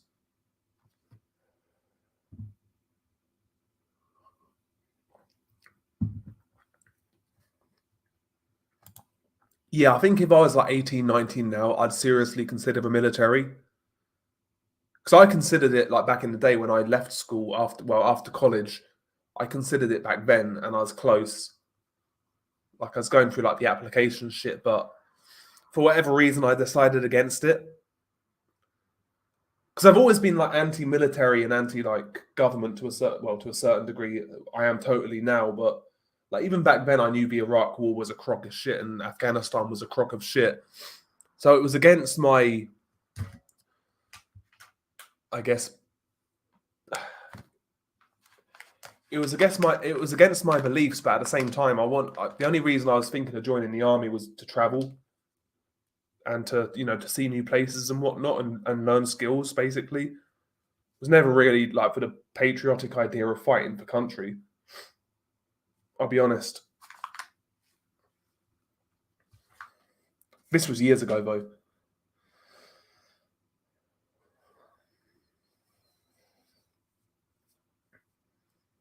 Yeah, I hate it when they ask, give me an example of a time when you demonstrated leadership. Insert a random BS example. Yeah, exactly. It's like, bro.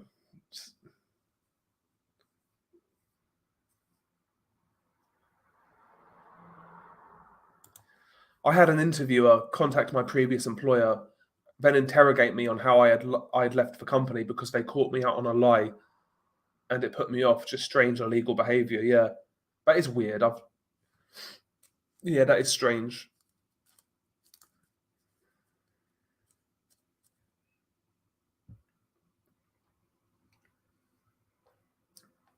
See, I'd always assumed that most employers don't really call references. Because I was actually quite close to my previous boss. Like, we actually got on really well. And I know he definitely wasn't contacted when I got a new job.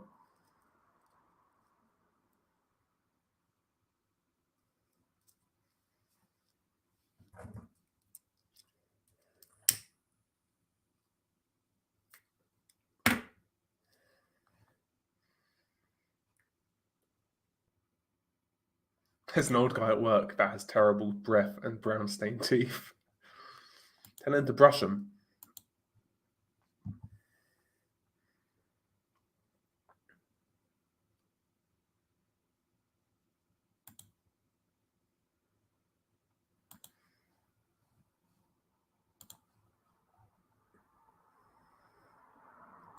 Yeah, I'm not convinced I have either, Matt. I don't think I've had a reference checked either. I've often thought, I've often thought how far you could get just purely lying on your CV, just lying about everything, like to see how far you could get. I've often wondered that. Just lie about everything, like lie about your qualifications, lie about every single thing, and see how far you get.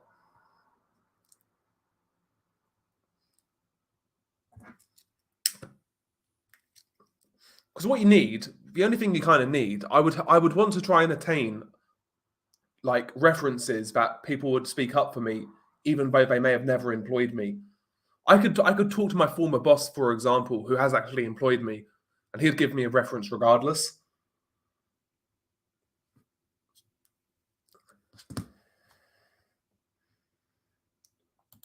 No, I've never had physical qualifications checked. Never.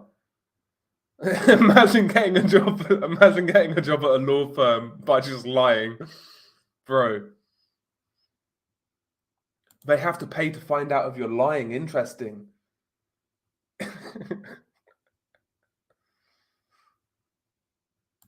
And there's no penalty for it. So let's say you get a job, a really high paying job, and you 3 months in, you get sacked. Just lie again to get another job.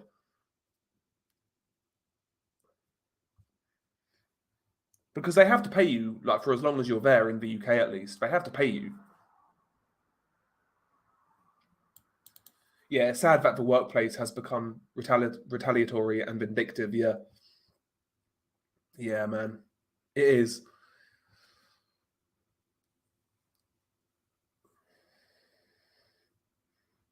Okay, so there's an online portal with all of your qualifications. Interesting. I think I may have lied about qualifications, like slightly. I don't know, but I don't know about no penalty. Borders on fraud. Okay, I'm going to Google this. Is there a penalty for lying on your CV?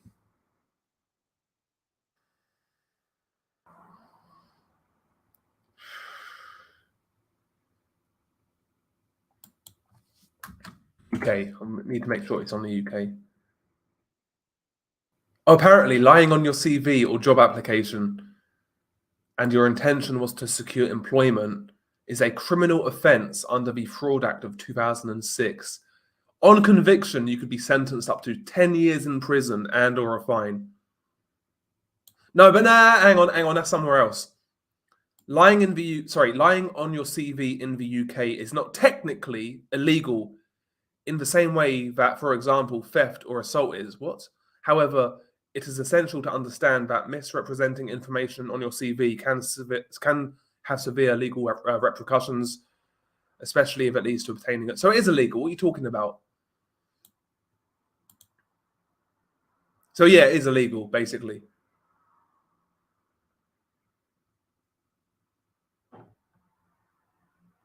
Define lie. No, I've never used LinkedIn.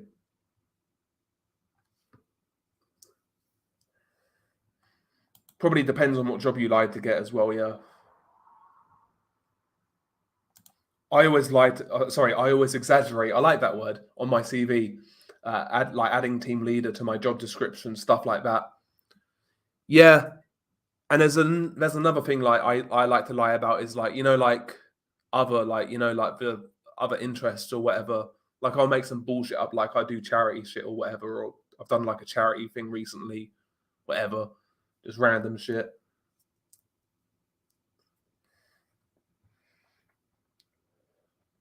Exaggeration's a much better word. Yeah, buy a burner. Buy a burner. Put it down as a reference. Give it to a friend. Tell him what it's for, and register an LLC to your parents' house. Will cost a bit, but it's easy to fake. That is true. That's a good shout. That's a good shout.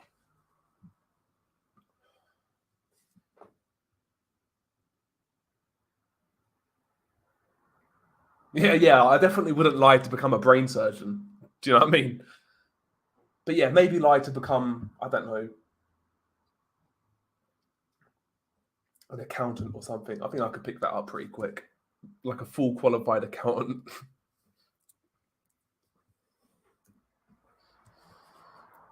I think I could pick that up pretty quick. Maybe I'm gassing myself up, but no, I've never used LinkedIn, bro. I've never used it. But anyway, guys, I'm going to wrap it up here. I've got an early start tomorrow, speaking of work. Got an early start back in the office. So, well, in the office again. But yeah, I'm going to wrap it up here, guys. Have a good one. I'll catch you when I catch you. Probably not next week or the week after. Probably be a while. But yeah, I'll catch you guys later. Have a good one, guys. Peace out.